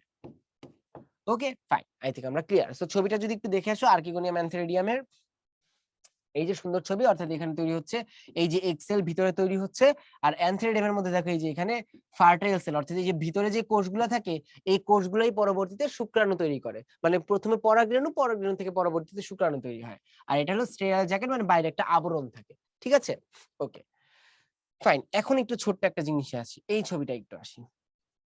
ওকে, আমরা যেটা বলে আসছিলাম একটু মনে করে দেখো, কি মনে করতেছিলাম ভাইয়া? ওই যে তোমাদের প্রশ্ন ছিল ভাই, কি হয়েছিল আমাদের মাইক্রোস্পোর, আমি মেইলের কথা বলতেছি, মাইক্রোস্পোর থেকে মনে করে দেখো কি তৈরি হচ্ছিল, পুং গ্যামেট তৈরি হচ্ছিল। ওকে, মাইক্রোস্পোর থেকে কি তৈরি হচ্ছে ভাই, পুং গ্যামেট তৈরি হচ্ছে। এখন ভাই এই যে মাইক্রোস্পোরটা তোমরা দেখতেছো, আগেই বলেছি মাইক্রোস্পোর তো কোথাও একটা সাজানো থাকতে হবে, বলো তো কোথায় সাজানো থাকে, দেখি নাম কার কার মনে আছে? মাইক্রোস্পোরটা কোথায় সাজানো থাকে? নামটা কি ছিল? ফুলের জায়গায় কি একটা নাম পড়েছিলাম, মনে করে দেখো। কোন না আগে, মাইক্রোস্পোরোফিল, মনে করে দেখো, মাইক্রোস্পোরোফিল। ওকে, বা পুং রেণুপত্র। আমি স্পোরাঞ্জিয়া বা অন্যগুলাতে একটু পরে আসবো, ঠিক আছে? পুং রেণুপত্র, এটা তোমরা জন্মের সময় শিখবো আমরা। আপাতত পুং রেণুপত্র মানে কি, মানে এখানে আসলে একটা পাতার মতো এরকম একটা স্ট্রাকচার থাকে। এই স্ট্রাকচার গুলো কি হয় জানো, অ্যাজ ইফ এই যে স্ট্রাকচারের মধ্যে ধরো এখানে শুক্রাণু, সরি মাইক্রোস্পোর, এখানে মাইক্রোস্পোর, এখানে মাইক্রোস্পোর, এভাবে থাকে, ঠিক আছে? ভিতরে স্ট্রাকচার পরে দেখবো। আপাতত পাতার মতো একটা গঠন, যেই গঠনের এই জায়গায় জায়গায় মাইক্রোস্পোর গুলো থাকে। এই গঠনটা আবার কি করে জানো, এটা একটা কেন্দ্রীয় অক্ষ যদি বলি, তাহলে এটার রেসপেক্টে এখানে একটা পাতার মতো অংশ, পাতার মতো, এইভাবে করে একসাথে হয়ে থাকে। এবং ওরা শুধুমাত্র পাশেই থাকে না, ওরা একসাথে হয়ে যায়। অর্থাৎ একটা কম্প্যাক্ট অবস্থা তৈরি করে। কম্প্যাক্ট মানে কি? একতাবদ্ধ হয়ে যায়। এই যে কম্প্যাক্ট অবস্থা যেটা তৈরি করতেছে, এই কম্প্যাক্ট অবস্থাটাকে আমরা বলি হলো স্ট্রবিলাস। দেখো ব্যাপারটা বুঝতে পারছি কিনা? দেখো বুঝতে পারছি এটা? কি হচ্ছে, প্রথমে আমরা জানি মাইক্রোস্পোর থেকে পুংগামেন্ট থাকে। এখন মাইক্রোস্পোর আগেই বলেছিলাম ফুল তো থাকে না। মাইক্রোস্পোর যেখানে সাজানো থাকে তাকে বলি মাইক্রোস্পোরোফিল বা পুংরেণুপত্র। এটিকে একটা পাতার মতো গঠন, এই যে জায়গায় জায়গায় মাইক্রোস্পোর থাকে। এই পাতার মতো গঠন অনেকগুলা একসাথে হয়ে এরকম সুন্দর সাজানো থাকে এবং ওরা কম্প্যাক্ট হয়ে যায়, মানে একতাবদ্ধ হয়ে যায় এবং একসাথে একটা বিরাট কোণ তৈরি করে বা স্ট্রবিলাস তৈরি করে। ঠিক আছে? সো এই যে ছবিটা খেয়াল করো, এই যে দেখেছো সুন্দর ছবিটা দেখা যাচ্ছে, এই যে ছবিটা, এটা হলো কি একটা স্ট্রবিলাস বা মেল কোন বলা হয়। ফাইন, হ্যাঁ এটাই কোন, ঠিক আছে। আরেকটা জিনিস কি ভাই, ফিমেল কোন। ফিমেলে খেয়াল করে দেখো এই পাতাগুলো কি কম্প্যাক্ট হয়েছে নাকি হয় নাই, মানে একসাথে হয়েছে নাকি হয় নাই, বলো তো ফিমেলের ক্ষেত্রে কম্প্যাক্ট হয়েছে? বলো তো এখানে কি কম্প্যাক্ট হয়েছে ফিমেলের ক্ষেত্রে? হয় নাই কিন্তু, ঠিক আছে। অর্থাৎ ওদের ক্ষেত্রে কিন্তু কম্প্যাক্ট যেহেতু হয় না, আমরা জানি কম্প্যাক্ট হলে নাম বলতাম স্ট্রবিলাস, তার জন্য কিন্তু ওরা কি করে না, স্ট্রবিলাস তৈরি করে না। ঠিক আছে, ওরা কিন্তু স্ট্রবিলাস তৈরি করে না, মাথায় রেখো। ওদের ক্ষেত্রে কি থাকে জানো, যদি দেখো এই যে পাতার মতো গঠন, মেল ফিমেলের ক্ষেত্রে ব্যাপারটা অনেকটা এরকম হয়, যদি দেখা যায় কাইন্ড অফ। ওকে, আমরা ছবিটা পরে আবার দেখবো। ধরো এটা যদি একটা পাতার অংশ বলি, এই জায়গায় একটা করে মাইক্রো মেগাস্পোর মেগাস্পোর মেগাস্পোর এভাবে থাকতেছে, ঠিক আছে। অর্থাৎ যেখানে মেগাস্পোর তৈরি হয়, কিভাবে তৈরি হয় পরে আমরা দেখবো। সেই যে পাতাগুলো এই যে দেখছো এইভাবে বাঁকার মতো এইভাবে থাকে, ঠিক আছে। অর্থাৎ এরকম হাতের মতো থাকে। ফাইন, ওকে। এখন তাহলে দেখছো ফুলের সাথে এটার পার্থক্য, ফুলে এত সুন্দরভাবে সাজানো থাকে, এই যে অ্যান্থার বা পরাগরেণু আমরা পড়েছিলাম যে গর্ভমুণ্ড, গর্ভদণ্ড, গর্ভাশয় থাকে, বাট ওদের ক্ষেত্রে কিন্তু এগুলো থাকে না, জাস্ট রেণুপত্র থাকে। সেজন্য এটাকে আমরা আসলে ফুল বলা হয় না, ঠিক আছে। প্রকৃতপক্ষে নগ্নবীজদের ফুল বলা হয় না। আগে বলা হইতো যে ফুল থাকে, এগুলোকে ফুল বলা হইতো, বাট আসলে দেখলে এটা কিন্তু ফুল না, ঠিক আছে।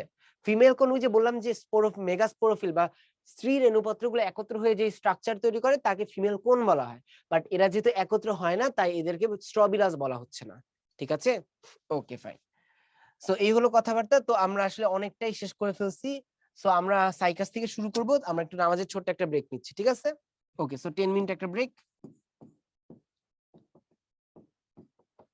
আর বেশি না, আমাদের প্রায় শেষ, মেইন পড়া হয়ে গেছে। ওকে।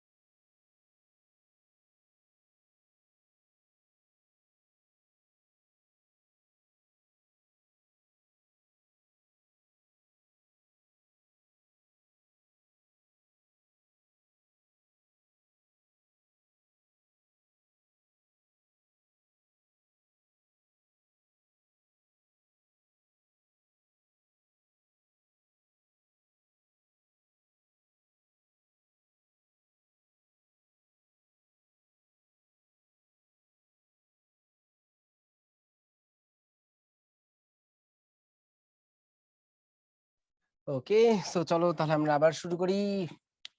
ওকে, সাইকাস। সাইকাস নিয়ে কথাবার্তা। এখান থেকে ফার্স্ট অফ অল ওকে আমরা কি শিখেছি? এই তো আশা করি আমরা ফিরে আসছি সবাই। ওকে, ফাইন। সো চলো সাইকাস নিয়ে কথাবার্তা শুরু করি আমরা। সো মেল কোন ফিমেল কোন কি একটা গাছে একসাথে থাকে? হ্যাঁ, উভলিঙ্গ যেহেতু থাকতে পারে। ওকে, ফাইন। এবার আসি আমরা। ওকে। সো দেখো, ফার্স্ট অফ অল এখান থেকে একটা জিনিস খুব ইম্পোর্টেন্ট হলো পাম ফার্ন। ঠিক আছে? এটা কিন্তু ক তে আসে, খ তে আসে। মাঝে, মাঝে অবজেক্টিভেও আসে। তবে ক আর খ তে বেশি আসে। সো পাম ফার্ন ব্যাপারটা কি? ব্যাপারটা হলো যে এই সাইকাসের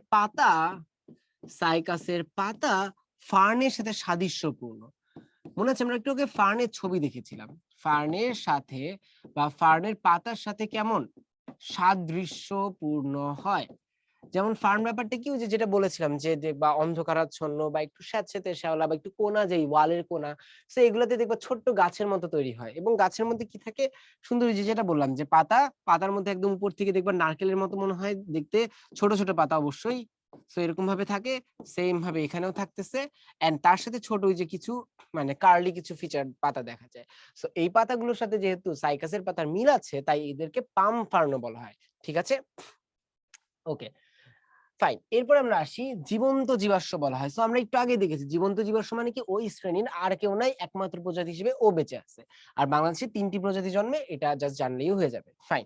তবে এটাও ইম্পর্টেন্ট, জীবন্ত জীবাশ্ম কিন্তু ক খ তে অনেকবার আসছে। এই দুইটাই ক খর জন্য খুবই ইম্পর্টেন্ট যে কেন পাম ফার্ন বলা হয়, কেন জীবন্ত জীবাশ্ম বলা হয়। ওকে। এরপর আমরা আসি যে সাইকাসের বৈশিষ্ট্য। সো প্রথমে ইম্পর্টেন্ট কোরালয়েড মূল, এটা কিন্তু অনেক ইম্পর্টেন্ট কয়ের জন্য, ক্ষয়ের জন্য। ওকে, চলো দেখি। দেখো কোরাল কি সেন্ট মার্টিন গিয়েছে এখানে কেউ? বলতো, সেন্ট মার্টিন গিয়েছো? বাংলাদেশের একমাত্র প্রবাল প্রাচীর সমৃদ্ধ দ্বীপ, গিয়েছো? এই তো ওকে। জি, না, ওকে ঠিক আছে, সমস্যা নেই। যারা নাই কোনো প্যারা নাই। যারা গিয়েছো তারা হয়তো প্রবাল প্রাচীর সম্পর্কে একটু হয়তো দেখেছো বা মনে করে দেখো জুলজিতে দেখি কার কার মনে আছে। বলো তো কোন ফাইলাম বা কোন পর্বের প্রাণীদেরকে উম ওকে সমুদ্রের রেইন ফরেস্ট বলা হয়? দেখি কার মনে আছে। ওকে, পরিফেরা কিন্তু না, নিডারিয়া। Yes, Cnidaria. ঠিক আছে? নিডারিয়া কিন্তু কি করতেছিল? প্রবাল প্রাচীর তৈরিতে ভূমিকা রাখতেছিল। সো কাইন্ড অফ দেখতে অনেকটা এরকম যে পাথরের উপরে ছোট্ট এরকম কি হয়? উদ্ভিদের মতো দেখে মনে হয়। তাই না? সো দেখো এটার সাথে এটা কিন্তু একদম চমৎকার মিল আছে। সো কি হয় জানো? আমরা যে একটু দেখি মনে আছে নাকি? বলতো মূল কত প্রকার? আমরা যদি দেখাই, ধরো আমি জাস্ট ছবি আঁকতেছি, দেখি নাম তোমরা বলবা। দেখি কার কার মনে আছে। এক ধরনের মূল হয়, ধরো এটা গাছের গোড়া। এক ধরনের মূল হয় একদম সোজা কিছু নামে, তার থেকে কিছু কিছু শিকড়। আরেক ধরনের মূল হয় একদম শুরু থেকে অনেকগুলা। দেখি এটা যদি এ হয়, এটা যদি বি হয়, নাম বলো তো এর নামটা কি? এতে যে মূল থাকে সেই মূলটার নাম কি বলো তো? এতে যে নাম থাকে সেটার নাম কি? ওকে। মূল ২ ধরনের বলা হয়। একটা প্রধান মূল, একটা গুচ্ছ মূল। ঠিক আছে? এই মূল ধরনের এইটাকে বলা হয় হলো প্রধান মূল।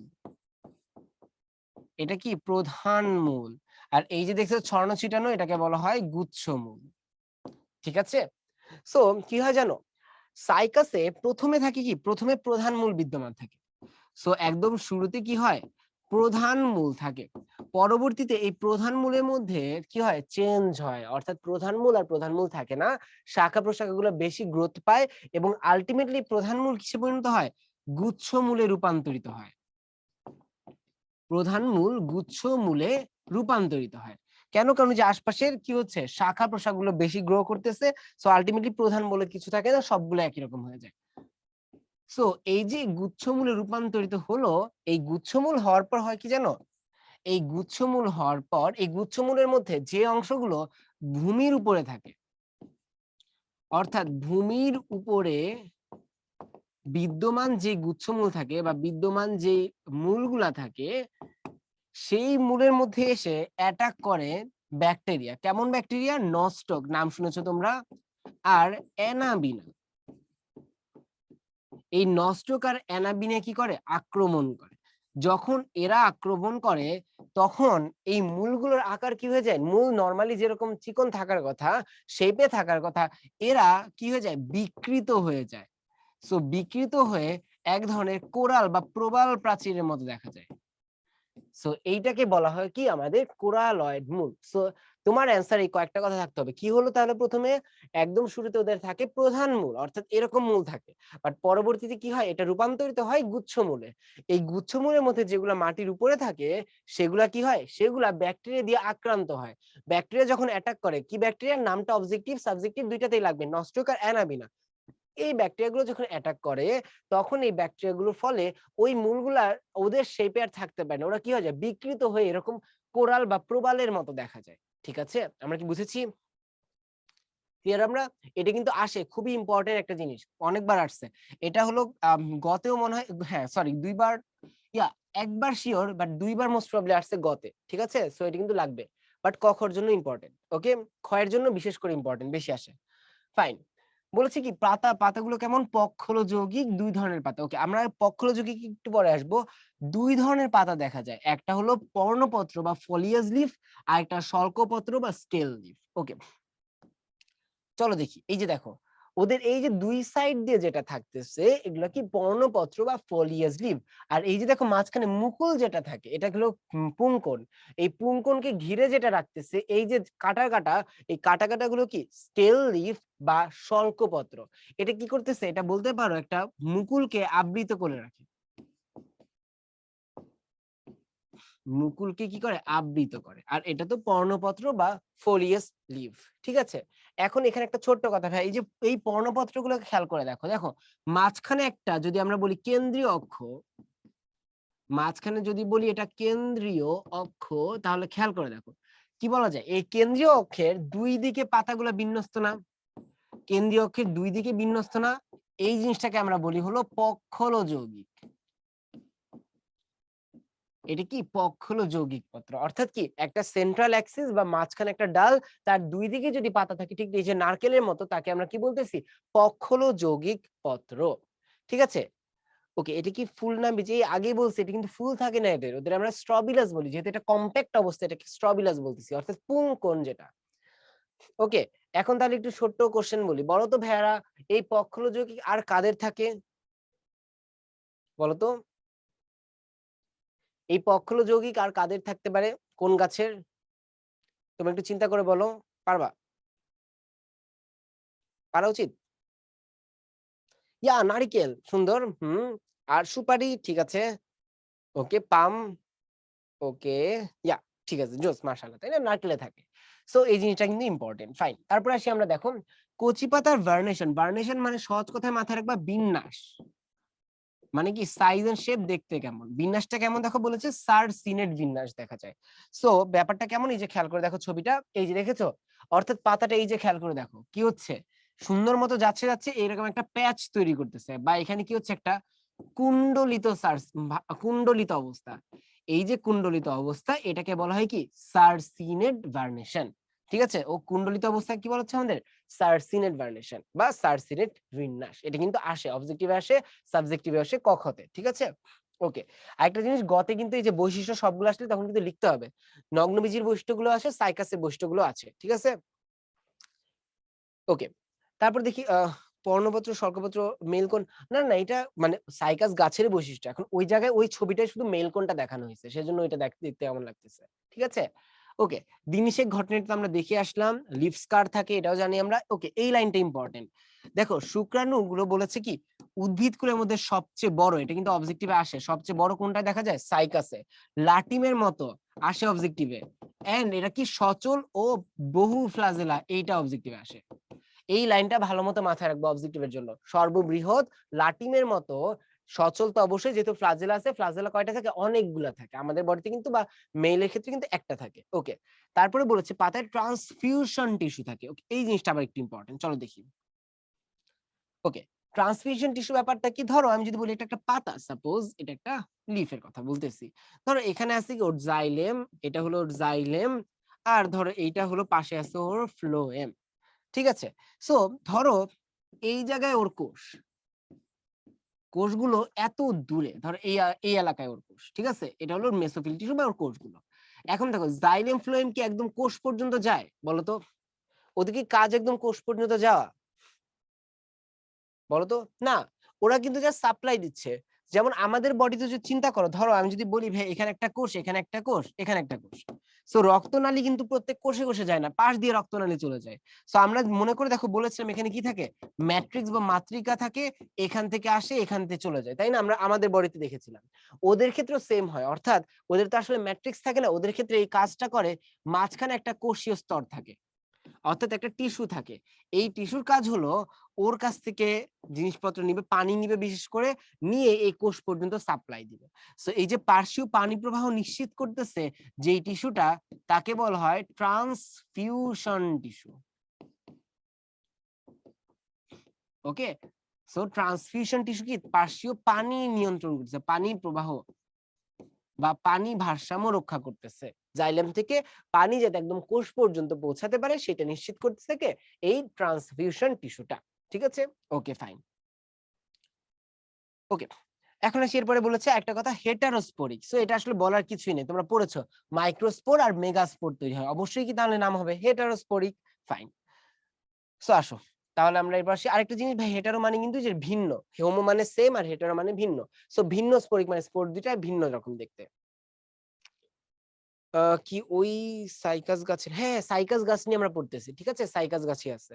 ওকে, অযৌন জননে আসে। অযৌন মানে ওই যে বলেছিলাম, সবসময় মাথায় রাখবে ভাই, অযৌন মানে কিন্তু কি গ্যামেট বাদে বা নিষেক ছাড়া যে কোনো প্রক্রিয়া, কি নিষেক ছাড়া যে কোনো জননকেই বলা হয়, যে কোনো জননকেই সবকিছুর কিসে ফেলাবা, অযৌন জনন। অর্থাৎ স্পোরের মাধ্যমে হইলে, ঠিক আছে, আমি তাহলে এক্সাম্পল লিখি, যেমন উদাহরণ কি হইতে পারে, যেমন প্রথম কথা তোমরা যেটা বারবার বলো, স্পোরের সাহায্যে, যদি ডিরেক্ট স্পোরের সাহায্যে কোনো জনন হয় সেটা কি আমাদের অযৌন জনন। তুমি কলম করতেছো, কি জনন, অযৌন জনন। গাছের কলম করি না, সেই কলম।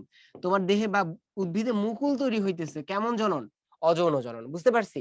তার মানে যৌন জনন ছাড়া বা নিষিক্ত হওয়া ছাড়া যত জনন আছে সবকিছুই কি অযৌন জনন। ঠিক আছে, ওকে, সো আমরা কি ক্লিয়ার? Okay fine. এখন তাহলে আসি, এবার আমরা এখানে এক্সাম্পল গুলো কি, এক্সাম্পল এই যে দেখো, মুকুল সৃষ্ট, মুকুলের মাধ্যমে হতে পারে, অথবা এক্সট্রা গ্রোথ, স্বল্পপত্রের অক্ষ থেকে কিছু গ্রোথ তৈরি হয়, সেগুলোকে বলা হয় বুলবিল। সেই বুলবিলের মাধ্যমে হতে পারে, এই দুটো নাম জাস্ট জানলেই হবে, মুকুল আর বুলবিলের মাধ্যমে। ঠিক আছে, ওকে। যৌন জননটা ইম্পর্টেন্ট, এটা হচ্ছে দেখো পুং জননাঙ্গ। পুং জননাঙ্গে কি থাকে, তোমরা কয়েকটা জিনিস তখন দেখেছিলাম, আমরা কি দেখেছিলাম, ওকে, সেটা হচ্ছে বড় কথা। আমরা এখন একটু অন্যভাবে চিন্তা করি। ওকে, ধরো মনে করে দেখো কি হইতেছিল, ধরো এখানে একটা কোষ আছে, এই কোষটা থেকে ধরো তোমার অনেকগুলো স্পোর তৈরি হবে, পুং স্পোর যেহেতু, তার মানে মাইক্রোস্পোর তৈরি হবে। তো এই কোষটা বিভাজিত হয়ে অনেকগুলো ধরো কোষ তৈরি করলো, অনেকগুলা কোষ তৈরি করলো। এই যে কোষ তৈরি হচ্ছে, এই কোষটা কি জানো, একসাথেও একটা থলে আকৃতির অংশ তৈরি করে বা একটা জায়গায় থাকে, এই জায়গাটাকে আমরা বলি স্পোরাঞ্জিয়া। অর্থাৎ এই থলে, এটা কি বলছি আমরা, স্পোরাঞ্জিয়া বলতেছি। কে থাকতেছে এখানে, মাইক্রোস্পোর। ম্যাক্রোস্পোরের ক্ষেত্রে হতে পারে, ঠিক আছে, আমরা মাইক্রোস্পোর নিয়ে কথা বলছি যেহেতু পুংজননাঙ্গ। সো মাইক্রোস্পোর গুলো কি হচ্ছে, একত্র হয়ে যে গুচ্ছ তৈরি করছে বা থলে তৈরি করছে, তাকে বলি স্পোরাঞ্জিয়া। এখন এই স্পোরাঞ্জিয়া গুলো আবার যেন কি করে, 2 থেকে 5টা স্পোরাঞ্জিয়া মিলে একত্র হয়ে তৈরি করে কি, একত্র হয়ে তৈরি করে সোরাস। অর্থাৎ সোরাস ব্যাপারটা কি, সোরাস ব্যাপারটা হলো, ধরো এই যে এখানে একটা স্পোরাঞ্জিয়া, এখানে একটা স্পোরাঞ্জিয়া, এখানে একটা স্পোরাঞ্জিয়া, এগুলোর মধ্যে অনেকগুলা করে স্পোর আছে। সো এই অংশগুলোকে আমরা বলি কি, সোরাস। সোরাস গুলো কি হয়, ওই যে মনে আছে রেণুপত্রের কথা আমরা বলেছিলাম, পুং রেণুপত্র, পাতার মতো স্ট্রাকচার। এই পাতার স্ট্রাকচারের মধ্যে ধরো ওই যে একটু আগে দেখাইছিলাম না, এরকম ছোট ছোট গুচ্ছ, এই গুচ্ছগুলো আসলে ছিল কি এক একটা সোরাস। সো এইভাবে করে কি থাকে, এক একটা সোরাস থাকে। আমরা কি বুঝতে পারছি, এই প্রত্যেকটা হলো সোরাস, পুরো গুচ্ছটাকে বলতেছি আমরা কি, সোরাস। এর মধ্যে এক একটা অংশকে বলতেছি কি আমরা, স্পোরাঞ্জিয়া। আর এর ভিতরে থাকে হলো স্পোর। আর এই যে মিলে সোরাস গুলো যে থাকতেছে যে পাতার মতো অংশে, এই জিনিসটাকে আমরা কি বলতেছিলাম মনে করে দেখো, এগুলা কি ছিল, পুং রেণুপত্র বা স্পোরোফিল। দেখো আমরা কি ক্লিয়ার? তখন আমরা জাস্ট এক লাইনে বলেছিলাম, এখন আমরা পুরো ডিটেইলসটা দেখতেছি। বুঝতে পেরেছি কি হচ্ছে? তাহলে দেখো এই যে ছবিটা খেয়াল করো, এই যে দেখো, এই যে পুরোটা পুংরেণুপত্র, এই পুংরেণুপত্রের মধ্যে কি হচ্ছে, এই যে সোরাস। সোরাস মানে কি, এই প্রত্যেকটা জায়গার মধ্যে কি আছে, এই প্রত্যেকটা জায়গার মধ্যে একটা স্পোরাঞ্জিয়া, এটা একটা স্পোরাঞ্জিয়া, এটা একটা স্পোরাঞ্জিয়া। আর এই স্পোরাঞ্জিয়া গুলোর মধ্যে কি আছে? অনেকগুলা করে মাইক্রোস্পোর আছে। সো এগুলা হলো মাইক্রোস্পোর, আর এগুলা হলো কি স্পোরাঞ্জিয়া। দেখো বুঝতে পেরেছি আমরা। আর এই যে দেখো এই যে রেণুপত্রগুলা বলেছিলাম ওরা সবাই একত্র হয়, একত্র হয়ে কম্প্যাক্ট হয়ে কি তৈরি করে? এই যে পুরো একটা মাইক্রোস্পোরোফিল তৈরি করছে। আমরা কি বুঝতে পেরেছি? পুরো একটা স্ট্রবিলাস তৈরি করেছে। এই প্রত্যেকটাই তো মাইক্রোস্পোরোফিল। হ্যাঁ, ওগুলোই মাইক্রোস্পোর। মানে আমি বলেছিলাম না যে পুং গ্যামেট তৈরি হয় মাইক্রোস্পোর থেকে। এইটুকু তো আমরা আগে দেখে আসছিলাম। সো এখন আমরা গঠনটা দেখলাম যে কিভাবে গঠিত হয়। অনেকগুলো মাইক্রোস্পোর একত্র হয়, একত্র হয়ে যে থলের মানে যে স্ট্রাকচার তৈরি করে তাকে বলি স্পোরাঞ্জিয়া। এই স্পোরাঞ্জিয়া 2 থেকে 5 টা একত্র হয়ে তৈরি করে সোরাস। আর সোরাস গুলো ওই পুং রেণুপত্রের বিভিন্ন জায়গায় জায়গায় এরকম ছড়ানো থাকে। আর পুং রেণুপত্রগুলা বা পুং স্ট্রবিলাস গুলা সরি স্পোরোফিল গুলা একত্র হয়ে তৈরি করে একটা কম্প্যাক্ট বা একতাবদ্ধ স্ট্রবিলাস। এই পুরাটাই কি আমাদের? পুরাটাই হলো আমাদের স্ট্রবিলাস। ঠিক আছে, আমরা বুঝতে পেরেছি। ওকে, হোপফুলি আমরা বুঝেছি নাকি আরেকবার বলতে হবে? ক্লিয়ার হয়েছি? জাস্ট একটার মধ্যে একটা, জাস্ট চিন্তা করে এরকম ভাবে ধরো তুমি তোমার রুমে তুমি আর তোমার ফ্রেন্ড আছো দুইজন। সো এই যে দেখো তুমি এই যে দুইটা স্পোর, তুমি আর তোমার ফ্রেন্ড দুইটা মাইক্রোস্পোর আছো কই তোমার রুমে না? এই রুমটাকে বলতেছি স্পোরাঞ্জিয়া। এখন ধরো তোমাদের ফ্ল্যাটে 5টা রুম আছে, এই পুরাটাকে তোমার ফ্ল্যাটটাকে বলতেছি সোরাস। এখন তোমার ফ্ল্যাটটা কই আছে? তোমাদের বিল্ডিং এ। এই বিল্ডিংটাকে বলতেছি কি আমরা? স্পোরোফিল। আর এই বিল্ডিং কি হচ্ছে? ধরো একটা এলাকায় 5টা বিল্ডিং একসাথে আছে, ওই 5টা বিল্ডিং এর একসাথে অবস্থাকে বলি স্ট্রোবিলাস। আমরা কি বুঝতে পেরেছি এবার? বিল্ডিং দিয়ে বুঝতে পেরেছি আমরা। দেখো তো জাস্ট একটার মধ্যে একটা কই থাকতেছে, আমরা স্ট্রাকচারটা আলোচনা করলাম। ওকে, এই তো আলহামদুলিল্লাহ আমরা ক্লিয়ার, জোস। এখন এসে তাহলে আমরা মেগাস্পোরোফিলে আসি। মেগাস্পোরোফিল আরো সহজ আসলে, ওই যে যেটা একটু আগে তোমাদের বলেছিলাম যে এই যে দেখছো পাতার মতো একটা অংশ, এই যে প্রত্যেকটা দেখো সাপের মতো মনে হচ্ছে না? এই সাপের মতো প্রত্যেক অংশে দেখো এই যে একটা গোল গোল দেখা যাচ্ছে। এই প্রত্যেকটা গোল হলো এক একটা কি ডিম্বক। এই যে দেখো ডিম্বক গুলো, মনে হচ্ছে যে ডিম্বক বলেছিলাম, ডিম্বকের ভিতরে কি থাকতেছে তোমার? ডিম্বাণু তৈরি হবে আমাদের মেগাস্পোর থেকে, তাই না? ওই মেগাস্পোর ভিতরে থাকতেছে। আর এখানে দেখতে বলেছিলাম ওই যে গর্ভাশয়, মনে করে দেখো এখানে গর্ভাশয় ডিম্বকের পার্থক্য কি বলেছিলাম? গর্ভাশয়ের মধ্যে অনেকগুলো ডিম্বক সাজানো থাকে, ওদের তো গর্ভাশয় নাই, তাই ডিম্বক কোষগুলো কি হয় সুন্দর মতো বাইরেই থাকে। এইটার ভিতরে কি আছে? তোমার মেগাস্পোর। সেই মেগাস্পোর থেকে কি তৈরি হয় ভাইয়া? তোমার ডিম্বাণু তৈরি হয়। এইটার মধ্যে দিয়ে কি হয়? তোমার পরাগরেণুটা প্রবেশ করে। আমরা কি বুঝতে পেরেছি? তাহলে দেখো তো এখন এই যে ডিম্বক গুলো দেখেছো পাশে এরকম ভাবে নগ্ন অবস্থায় আছে বা উন্মুক্ত অবস্থায়, তার জন্য বলা হচ্ছে কি নগ্ন বীজি বলা হচ্ছে। আর এই যে সাপের অংশগুলো এগুলাকে বলা হয় স্ত্রী রেণুপত্র বা মেগাস্পোরোফিল। মেগাস্পোরোফিল। এরপর একটা জিনিস দেখো এখানে বলেছে যে দেখেছো ফনা তোলা সাপের মতো, এই যে ক্ষুদ্রাং ক্ষুদ্রান্ত, এই যে ক্ষুদ্র দেখেছো চোখা পত্রক বা পিনিউল, এই পিনিউলটা কিন্তু কতে আসে? পিনিউলটা কি এই যে দেখেছো একটা সাপের মতো লাগতেছে না? ছোবল দিচ্ছে মনে হচ্ছে। এই ফনাতলা সাপটাকে এই উপরে মাথাটাকে বলতেছে কি পিনিউল বলতেছে। আমরা কি বুঝতে পেরেছি ছবিগুলা? আমরা কি ক্লিয়ার? আমাদের স্ত্রীর জনন কিভাবে তৈরি হচ্ছে? এখন এরপর নিষেক কিভাবে হবে? ওই যে দেখো এখান থেকে আমরা যে এই যে দেখো সোরাস থেকে যে স্পোর গুলা বের হবে, স্পোর বের হয়ে ওই যে মনে আছে ডিম্বকে সরাসরি পতিত হয়। সো এই যে ডিম্বক তো বাইরে উন্মুক্ত, সো উন্মুক্ত যেহেতু বায়ুর মাধ্যমে সরাসরি পতিত হবে। সরাসরি পতিত হয়ে কি করবে? নিষিক্ত হবে, নিষিক্ত হয়ে আস্তে আস্তে বীজ তৈরি হবে, পরে এই বীজটা উন্মুক্ত হবে, উন্মুক্ত হয়ে আবার নতুন সাইকাস তৈরি হবে। ঠিক আছে? হ্যাঁ, এটা গাছের শুধুমাত্র মেগাস্পোরোফিল অংশটা দেখানো হয়েছে। ঠিক আছে? আমরা কি ক্লিয়ার মোটামুটি? হ্যাঁ, হ্যাঁ, এটা খালি চোখে দেখা যায়। এই যে খালি চোখে এটা ভালোই বড়। ঠিক আছে? ওকে, আলহামদুলিল্লাহ। চলো আমাদের আসলে পড়াশোনা শেষ। এখন আসি কিছু কাজে বা গুরুত্ব। গুরুত্ব কি সৌহার্দ্যকারী, আমরা এটাকে ইউজ করতে পারি কি হিসেবে? সাজানো ও গুছানোর জন্য ইউজ করতে পারি, সৌন্দর্যের জন্য, খাদ্যদ্রব্য হিসেবে। জাস্ট নাম মনে রাখো। এই যে এটা একটু আসে। রিভোলিউটা বীজ খাদ্য হিসেবে ব্যবহার করা হয়, আর পেকটিনাটাকে সবজি হিসেবে ইউজ করা হয়। ওকে? সো এটা একটু জেনে রাখবো। তারপরে দেখো ওষুধ হিসেবে এটা তো ইফেড্রা তোমরা পড়েছো। সো ইফেড্রাটা মাথায় রাখবা। যদি আসি ইফেড্রাটা দিবা। এছাড়া দেখো সাইকাস সারসিনালিস এগুলা কচি পাতা পাকস্থলী পীড়া ও চর্মরোগে ব্যবহার করা হয়। আর কি সর্পমণি হিসেবে ওই যে দেখো ফনাতলা সাপ না, এটা গ্রামগঞ্জে বিভিন্ন জায়গায় সর্পমণি হিসেবে ব্যবহার করা হয়। মানে ওখানে বলা হয় যে সর্বরোগের ওষুধ, এটা খাইলে একদম পুরো কোনো রোগ হবে না। এটা ঢাকা শহরে দেখতে পারবা না, কারো কোন অঞ্চলে কি দেখেছো? চিটাং ওই রেঞ্জে দেখতে পারো, যার ওখানে আছে। ওকে, পিনিউল হলো এই যে দেখো ফনাতলা সাপের মতো লাগতেছে না? এই যে মেগাস্পোরোফিল বা স্ত্রী রেণুপত্রের মাথাটা দেখো, মাথাটা দেখেছো? ৩ কোণা ছাপের মতো মনে হচ্ছে। এই মাথাটাকে বলা হচ্ছে পিনিউল। আর পুরাটাই কি আমাদের সর্পমণি। ঠিক আছে? দেখেছো যে তোমাদের সর্বমণি ওই যে বিভিন্ন এলাকায় দেখার কথা যে বিভিন্ন দেখবা নিয়ে বসে তারা। একটা স্টোর টাইপ হয়, একটা গোল তারা বিভিন্নভাবে প্রচারণা চালায়, এরকম ভাবে কথাবার্তা বলে। ওকে? না, না দেখলে তো ভালো। আমি বলছি না দেখতে হবে। এগুলো অবশ্য কমে গেছে অনেক। তবে হ্যাঁ, আগে এটা অনেক বেশি ছিল যে যেহেতু এখন মেডিসিন বা এগুলা তো অনেক বেশি এভেইলেবল। সো আগে যখন ছিল না তখন এটা করত। রিভোলুটা ওকে। না, না এটা ২ টা প্রজাতির নাম। সাইকাস তো গণ মানে জিনাস। সাইকাসের মধ্যে অনেক ধরনের সাইকাস হয় না? যেমন ধরো অরাইজা স্যাটিভা বা আমরা হোমো স্যাপিয়েন্স। সো হোমো তো গণ আর স্যাপিয়েন্স তো আমাদের ওই যে পুরাটা মিলে তো প্রজাতি। সো এই যে বিভিন্ন প্রজাতির কথা বলা হচ্ছে।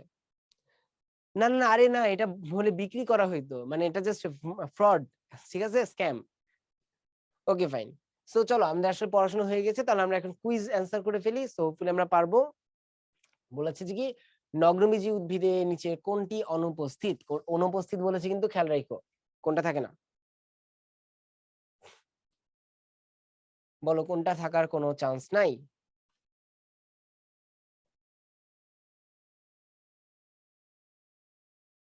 ওকে মাশাআল্লাহ আমরা বেশিরভাগই ঠিক অ্যান্সার দিচ্ছি। ওকে জোস। অ্যান্সার কিন্তু কি গর্ভাশয়। ঠিক আছে? এখানে অনেকে ডিম্বক দিয়ে গুলায় ফেলতে পারো। বাট মাথায় রেখো ডিম্বক ওই যে তুমি যেটা দেখেছো কই গেল? এই যে এটা। এগুলাই কিন্তু তোমার ডিম্বক, তাই না? আমরা পড়ে ফেলছি এতক্ষণে। ওকে। আর শস্য তো তৈরি হয় এন্ডোস্পার্ম ছিল এন বা হ্যাপ্লয়েড। আর কি ছিল আমাদের স্পোরোফিল তো অবশ্যই আমরা পড়েছিলাম মেগাস্পোরোফিল আর মাইক্রোস্পোরোফিল। ওকে। তো চলো রিডাবোর্ডটা দেখে নেই। ওকে ইয়াসমিন, পৃথু, রায়হান, পুষ্পি, পরশ, নাফিস, সামি, সাদিয়া, নাফিসা, তাকিয়া। ওকে মাশাআল্লাহ থ্যাংক ইউ। ঠিক অ্যান্সার দেওয়ার জন্য। ওকে অনেক নাম দেখলাম চেঞ্জ হয়ে গেছে, সমস্যা নাই, আবার চলে আসবে। ওকে সো আরেকটা কোশ্চেন।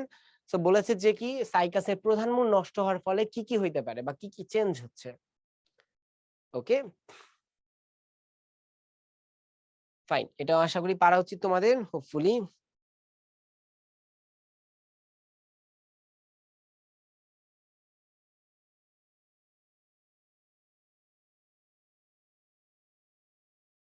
ওকে এখানে অনেকে একটু কেন জানি কনফিউজড হয়ে গিয়েছি। কনফিউজড হওয়ার কিন্তু কথা ছিল না। ওকে আবার অনেকেই ফিরে আসতেছি জোস। অনেকে তো একটু ভুল দিয়েছি। সো এটা অ্যান্সার কি? অ্যান্সার কিন্তু কয়টা? ৩ টাই হবে। মনে আছে? প্রধান মূল সৃষ্টি কি হয়? অস্থানিক মূল তৈরি হয়েছিল। ওই যে গুচ্ছমূল যেটা, ওই গুচ্ছমূলটাকে বলা হয় অস্থানিক মূল। ঠিক আছে?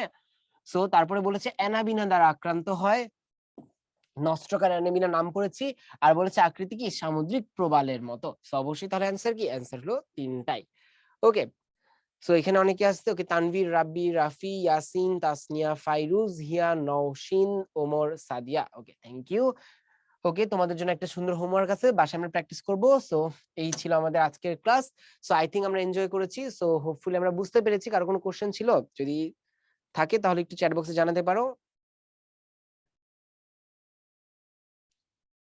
ওকে এই চ্যাপ্টার থেকে যেটা সবচেয়ে বেশি লাগবে নগ্নবীজী উদ্ভিদের বৈশিষ্ট্য, আবৃতবীজীর বৈশিষ্ট্যগুলো কিন্তু অবশ্যই এখান থেকে কোশ্চেন আসে। আর ওই যে অনেকগুলো খ ক খ আমি লিখে দিয়েছি। আর বাকিগুলো অবজেক্টিভের জন্য ভালো মতো পড়বো। শর্ট সিলেবাস যেহেতু এই চ্যাপ্টারের গুরুত্ব কিন্তু বেড়ে গেছে। ঠিক আছে? ওকে সো ভালো মতো আগাও। ঠিক আছে? সো থ্যাংক ইউ সবাইকে। আশা করি আমরা ভালো থাকবো, সুস্থ থাকবো। ইনশাআল্লাহ আবার কোনো একদিন দেখা হবে। আল্লাহ হাফেজ। আসসালামু আলাইকুম।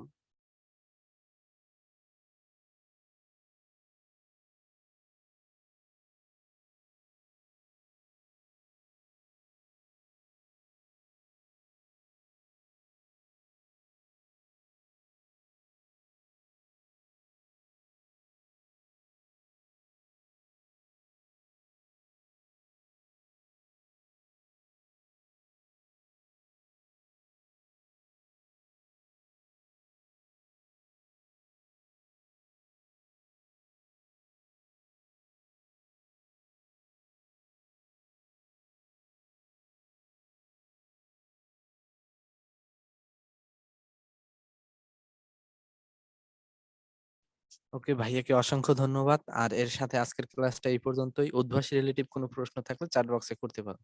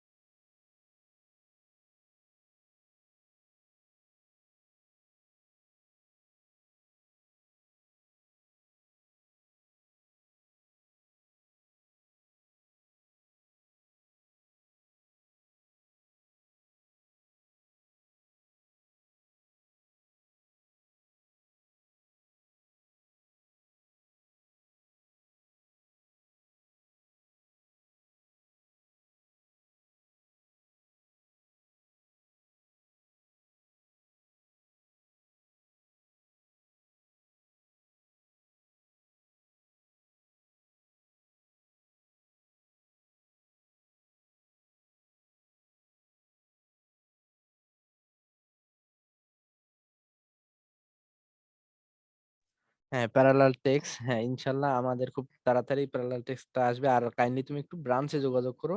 হয়তো ২-১ দিনের ভিতরে প্যারালাল টেক্সটটা এসে যাবে। ইনশাআল্লাহ। তো আজকের ক্লাসটা এই পর্যন্তই। সবাই ভালো থাকো, সুস্থ থাকো। আল্লাহ হাফেজ।